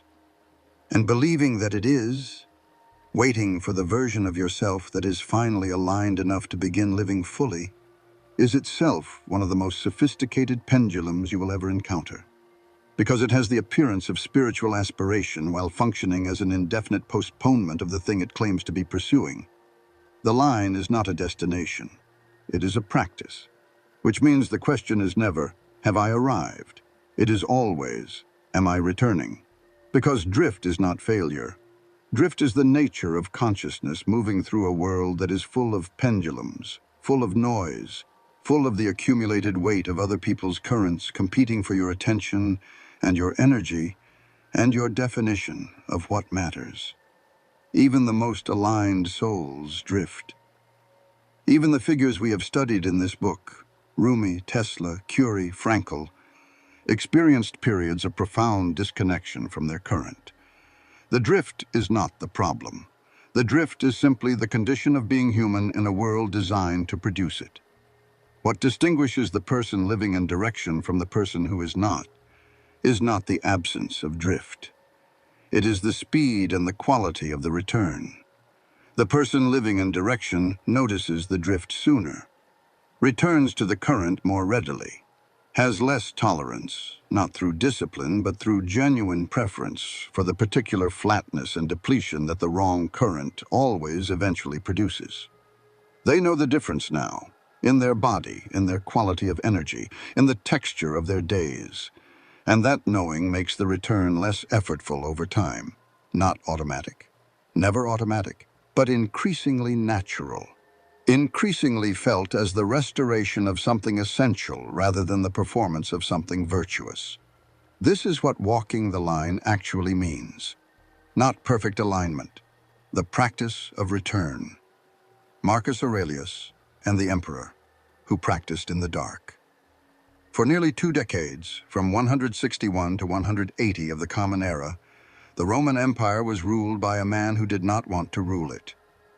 Marcus Aurelius had been groomed for the emperorship since adolescence, adopted into the imperial line, trained by the finest Stoic philosophers of his age, prepared for the weight of an office that controlled the lives of 60 million people across 3 continents. And by every historical account, he performed that office with a combination of competence, justice, and genuine care for those under his authority that made him, in Gibbon's assessment, and the assessment of many historians since, the closest the ancient world came to Plato's philosopher king. But the Meditations tell a different story from the inside. The Meditations were not written for publication. They were not a philosophical treatise constructed for posterity or a political document designed to shape how he was remembered. They were private notes, written to himself, often in military camps on the Danube frontier, often at night after the administrative business of the day was finished, in which the most powerful man in the Western world was, essentially, coaching himself back to his current. Page after page, book after book, Marcus returns to the same themes: the impermanence of everything external, the necessity of choosing one's response to what cannot be controlled, the discipline of returning attention to what is actually within one's power, the quality of one's own thought, the integrity of one's own action, and releasing everything else to the nature of things. He was not writing these things because he had mastered them. He was writing them because he kept losing them, because the weight of the empire, the military campaigns, the political conspiracies, the constant pressure of decisions that affected millions, the deaths of children, the infidelities of a wife, he nonetheless seems to have genuinely loved, the exhaustion of a body that was ill for much of his reign. All of it was a continuous storm of pendulums pulling him from the frequency he knew was his. And every night, in the quiet, he returned. Not through a dramatic act of renewal, not through a retreat or a ceremony or a suspension of his obligations, but through the simple, repeated, unglamorous practice of writing himself back to what he knew, of reminding himself, in his own words, of the line he was committed to walking, of choosing one more time to orient toward the current rather than be swept away by the noise. The meditations are not a record of a man who achieved alignment. They are a record of a man who never stopped returning to it. And that, over nearly 2 decades of the most demanding public life imaginable, produced a reign that the ancient world remembered as just, and a private life that produced one of the most enduring documents of interior practice ever written. Not despite the imperfection of the practice, because of the consistency of the return. The 4 hinges of the daily practice. Living in direction is not a single practice. It is a set of orientations, hinges on which the daily life turns, that, when consistently applied, create the conditions in which alignment is the natural resting state, rather than a peak experience to be occasionally accessed and then lost. The first hinge is the morning audit. Not a meditation necessarily, though meditation can be part of it. Not a journaling exercise, though writing can serve it. Simply a moment, however brief, however imperfect the conditions, of honest interior contact before the day's pendulums have fully activated. The question is not, what do I need to do today? That question belongs to the agenda, and the agenda will find you regardless. The question is, what is my current? Where is the compass pointing this morning? Beneath the tasks and the obligations and the plans and the worries that are already beginning to assemble themselves, is there a signal, a direction, a quality of pull that is mine, as distinct from everything the day is about to demand of me? Even 30 seconds of genuine contact with that signal, not the performance of contact, not the rehearsal of what you believe your direction to be, but the actual quiet feeling for it, changes the quality of everything that follows, because it establishes the frequency from which you will meet the day. And the frequency from which you meet the day determines, more than any single decision or action, how much of the day will be spent on your current and how much will be spent in someone else's.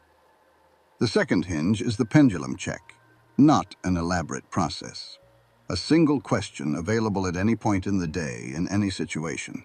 Is what I'm about to give my energy to mine, or is it the pendulum's? You will not always have the space to ask it. The day will not always pause to let you be deliberate. But the habit of asking, even intermittently, even imperfectly, builds over time a kind of peripheral awareness that begins to register pendulum capture earlier and earlier, until you can feel the quality of the hook, the specific combination of urgency and emotional activation that pendulum engagement always produces, before you are fully caught. And in that earlier recognition, the choice to return becomes available before the energy has already been spent. The third hinge is what might be called the directional act. Every day, without exception, regardless of how full the day is, regardless of how completely the obligations have consumed the available hours, some portion of your energy must move in the direction of your actual current, not toward the life you are building for other people's reasons, not toward the version of yourself the pendulums have been collaborating to produce, toward the frequency that is yours. It does not need to be large. Marcus Aurelius wrote a paragraph. Beethoven, in his deafest years, worked through a single musical phrase. Frankel rebuilt one page of his manuscript in his mind. The scale is not the point, the continuity is. The daily act of moving, however modestly, however briefly, in the direction of your actual current tells the field something. It broadcasts the frequency. It maintains the resonance. It keeps the line of communication between your consciousness and your Akashic blueprint open, active, and available for the recalculation that is always in progress. A current that is not fed daily does not disappear, but it grows quieter, and a quiet current in a loud world is a current that is easy to lose. The fourth hinge is the evening release. The day will not always go the way the morning audit pointed toward. The pendulums will win some hours. The obligations will consume more space than you intended. The directional act will sometimes be smaller than you hoped, or will not happen at all, or will happen in a form so attenuated by circumstance that it barely registers. This is not failure. This is Tuesday. The evening release is the practice of setting the day down without verdict, of not allowing what did not go as intended to become the seed of the excess potential that tomorrow will then have to work against, of acknowledging, simply and without drama, what was and what was not, and then releasing it entirely to the field, which has already incorporated it into the recalculation, and does not need your continued attention to do so effectively. Sleep is not a passive state. The Akashic traditions across cultures have understood that the hours of sleep are the hours in which the field does some of its most significant integrative work, processing the choices and the experiences of the day, recalibrating the blueprint, preparing the next available path for the consciousness that will return to the practice in the morning. The evening release is the act of getting out of the way of that process, of putting the verdict down, closing the trial for the night, and trusting the intelligence of the field to do with the day's material what the individual mind, running at midnight on depleted reserves, is not equipped to do. Gandhi and the line that held a nation.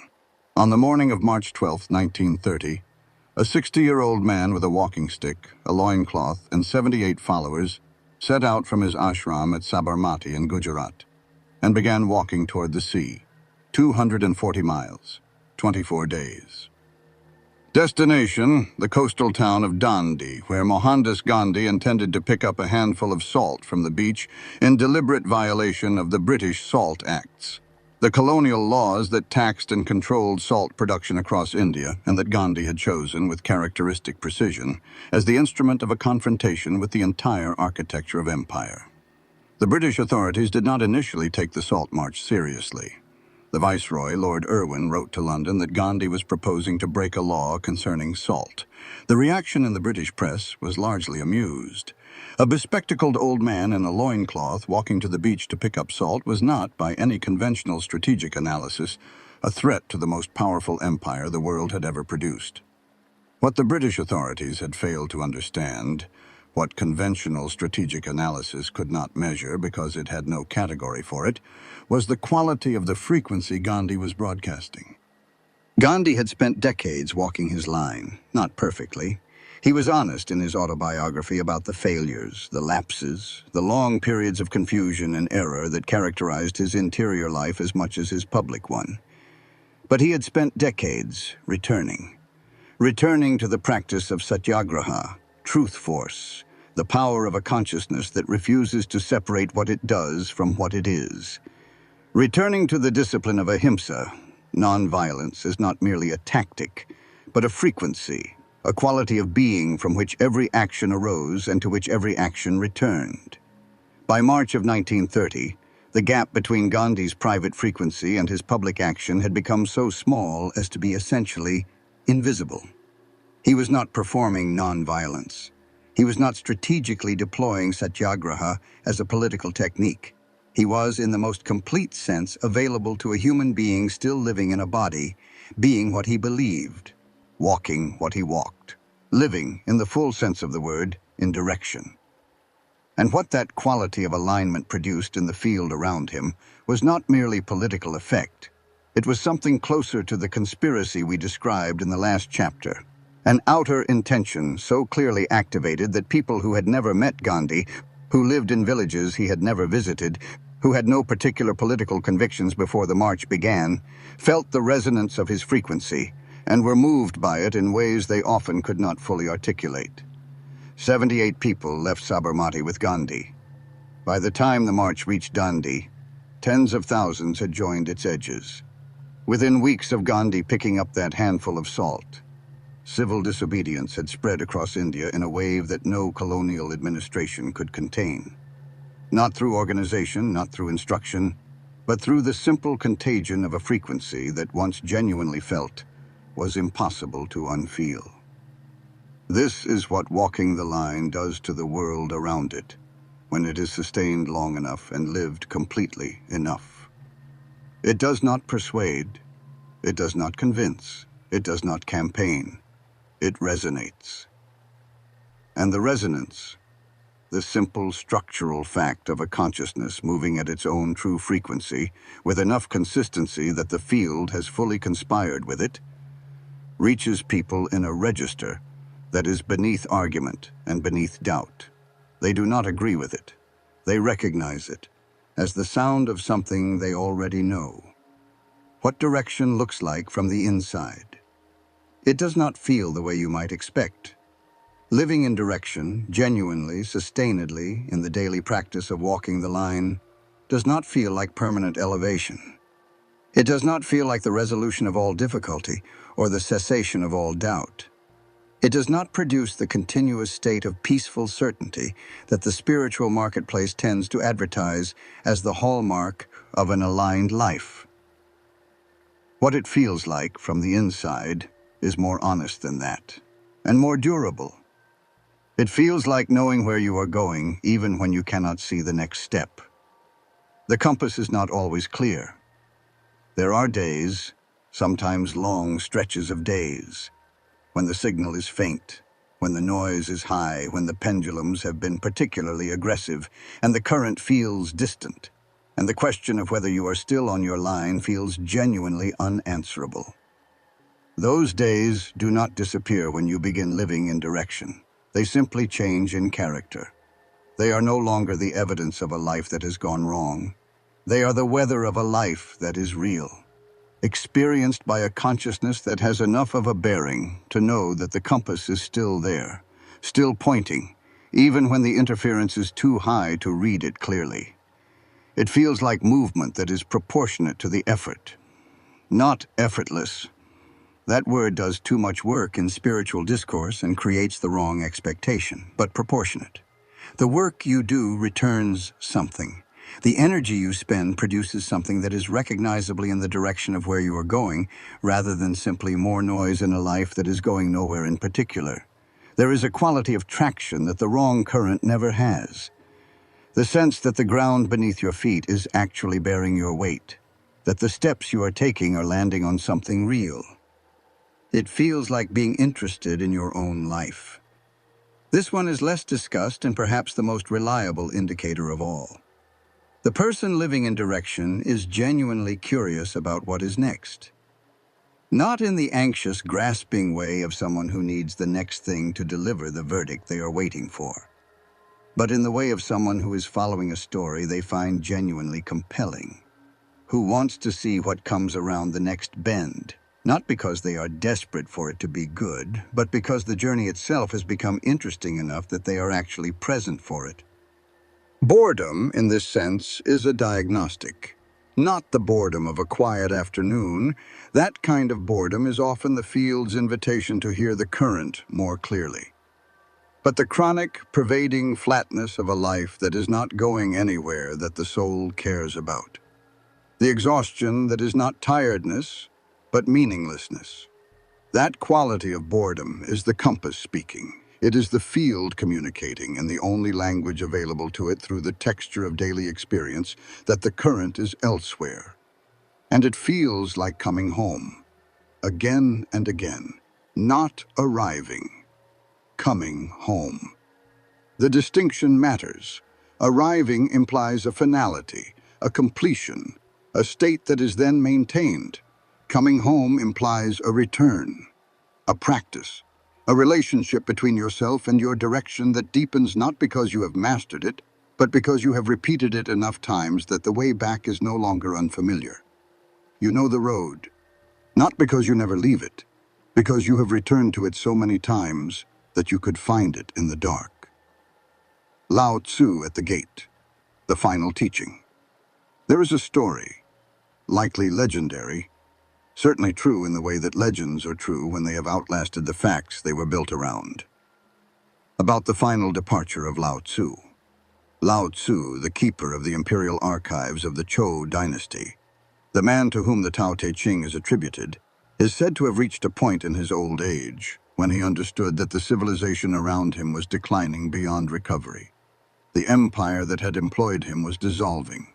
The culture that had sustained the understanding he carried was contracting. There was nothing more for him to do in the world of human affairs. So he got on a water buffalo and rode west toward the frontier, intending to disappear into the wilderness beyond the borders of the known world. At the western gate, the keeper of the gate, a man named Yin Shi, who is said to have recognized in the old man something he could not articulate, stopped him and asked him to write down what he knew before he left. Lao Tzu stopped, wrote 5,000 characters, the 81 verses of the Tao Te Ching, and then rode on into the wilderness and was never seen again. 5,000 characters, distilled from a lifetime of walking the line. The entirety of what a consciousness fully aligned with the Tao, with the current beneath all things, had understood about the nature of existence, compressed into a document that could be written in a single sitting at a frontier gate by an old man on his way out of the world. The Tao Te Ching does not explain the Tao. It says so in its very first line. The Tao that can be spoken is not the eternal Tao. It cannot be explained because it is not a concept. It is a direction. And direction is not understood by reading about it. It is understood by walking. What Lao Tzu left at that gate was not a philosophy. It was a set of pointers. Fingers indicating a moon that the fingers are not. Every verse is an arrow, and every arrow points from a different angle at the same thing. There is a current. It was here before you arrived. It will be here after you leave. It does not need your help to flow. It needs only your willingness to stop obstructing it. And the life that is lived in genuine alignment with it, however ordinary, however unglamorous, however far from the heroic scale of the figures this book has drawn on, is a life that participates in something that does not end when the life does. Because the current continues. And what you contribute to it, the frequency you add to the Akashic record through the quality of your alignment, through the consistency of your return, through the particular and irreplaceable expression of your Dharma in the specific territory of your specific life, that does not disappear when you do. It becomes part of what the field holds, part of what it offers to the next consciousness that arrives at the same frequency, looking for the current, wondering if the line is real. You walked it. The record exists. And somewhere in the field, another soul will feel it as a kind of recognition. The particular warmth of knowing that someone else has been here before, that the line is real, that the current is genuine, that the direction is worth following all the way to the end. The law, stated simply. We have traveled a long way from the first chapter's image of the river that knows the sea. Or perhaps we have not traveled at all. Perhaps everything that has been said since that image was simply a different way of looking at the same truth, circling it from different angles, using different figures and different traditions and different vocabularies, trying to show enough facets of it that one of them would catch the light for you in the right way. So let us say it simply at the end. There is a direction that belongs to you. It was established before your birth, inscribed in the Akashic field as the signature of your soul's highest expression. It has been present throughout your life, beneath the noise, beneath the drift, beneath every period of capture and confusion and wrong current, as a quiet, persistent pull towards something you did not choose to want, but have never been able to stop wanting. That direction is not a destination. It is a frequency. And the field, the space of variations, the living intelligence of the Akashic record, the Tao, the Rita, the Baraka, the conspiring universe that every tradition has named from its own vantage point. That field is structured to support you when you are broadcasting it, not to reward you, not to approve of you, simply to move with you the way water moves with a stone that has finally stopped rolling uphill. The pendulums will not stop. The noise will not disappear. The drift will happen. The days will come when the compass is hard to read and the current feels distant, and the line you have committed to walking seems, in the exhaustion of a particular Tuesday, very far away. None of that is failure. All of it is the condition of being a directed soul in an undirected world. What changes, what this law changes, if you let it, is not the presence of those things. It is your relationship to them, the speed with which you recognize the drift, the ease with which you return, the growing inability to spend very long in a current that is not yours. Because the difference between the two has become too vivid, too felt, too much a matter of lived experience to be obscured by the pendulums for very long. And over time, through the daily practice, through the morning audit and the pendulum check and the directional act and the evening release, through the consistency of the return that gradually, quietly, without announcement, becomes the primary rhythm of your life, something shifts, not in the circumstances necessarily, not in the external shape of things, though that shifts too, in time, in you. In the quality of presence you bring to the hours, in the texture of the energy you carry, in the growing sense, not of having arrived, but of moving, of genuinely, sustainedly, unspectacularly moving in the direction of something real, your current, your line, your particular, irreplaceable, akashically inscribed, Dharma-pointed, field-supported direction. That is the law of direction, not a secret, not a system, not a technique to be mastered or a state to be achieved. A current that has always been there, waiting for you to stop swimming against it and begin. If you have made it to the end of this book, I want you to know something. I did not write these words for the person who has everything figured out. I wrote them for the person who has felt, at some point, maybe recently, maybe for a long time, that there is a life beneath the life they are living, a current beneath the current, something quieter and realer and more essentially theirs than whatever has been filling the hours. This book is part of a continuing series.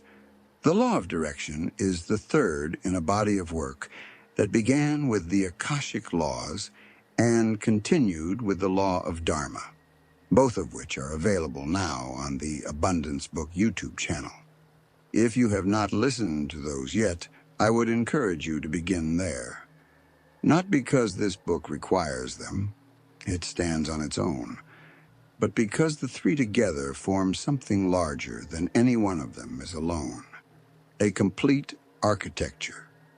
A full picture of the field you are moving through and the laws that govern how it responds to you. And if there is more to come, and there is more to come, you will find it on the same channel. Abundance Book on YouTube. Subscribe so the next teaching finds you when it is ready. Thank you for listening. Thank you for the quality of attention you brought to these ideas. That attention is not a small thing. In a world engineered to scatter it, the choice to sit with something deeply, to follow a teaching all the way through rather than skimming the surface and moving on, that choice is itself a form of alignment. It is, in its own quiet way, already the practice. Until the next one.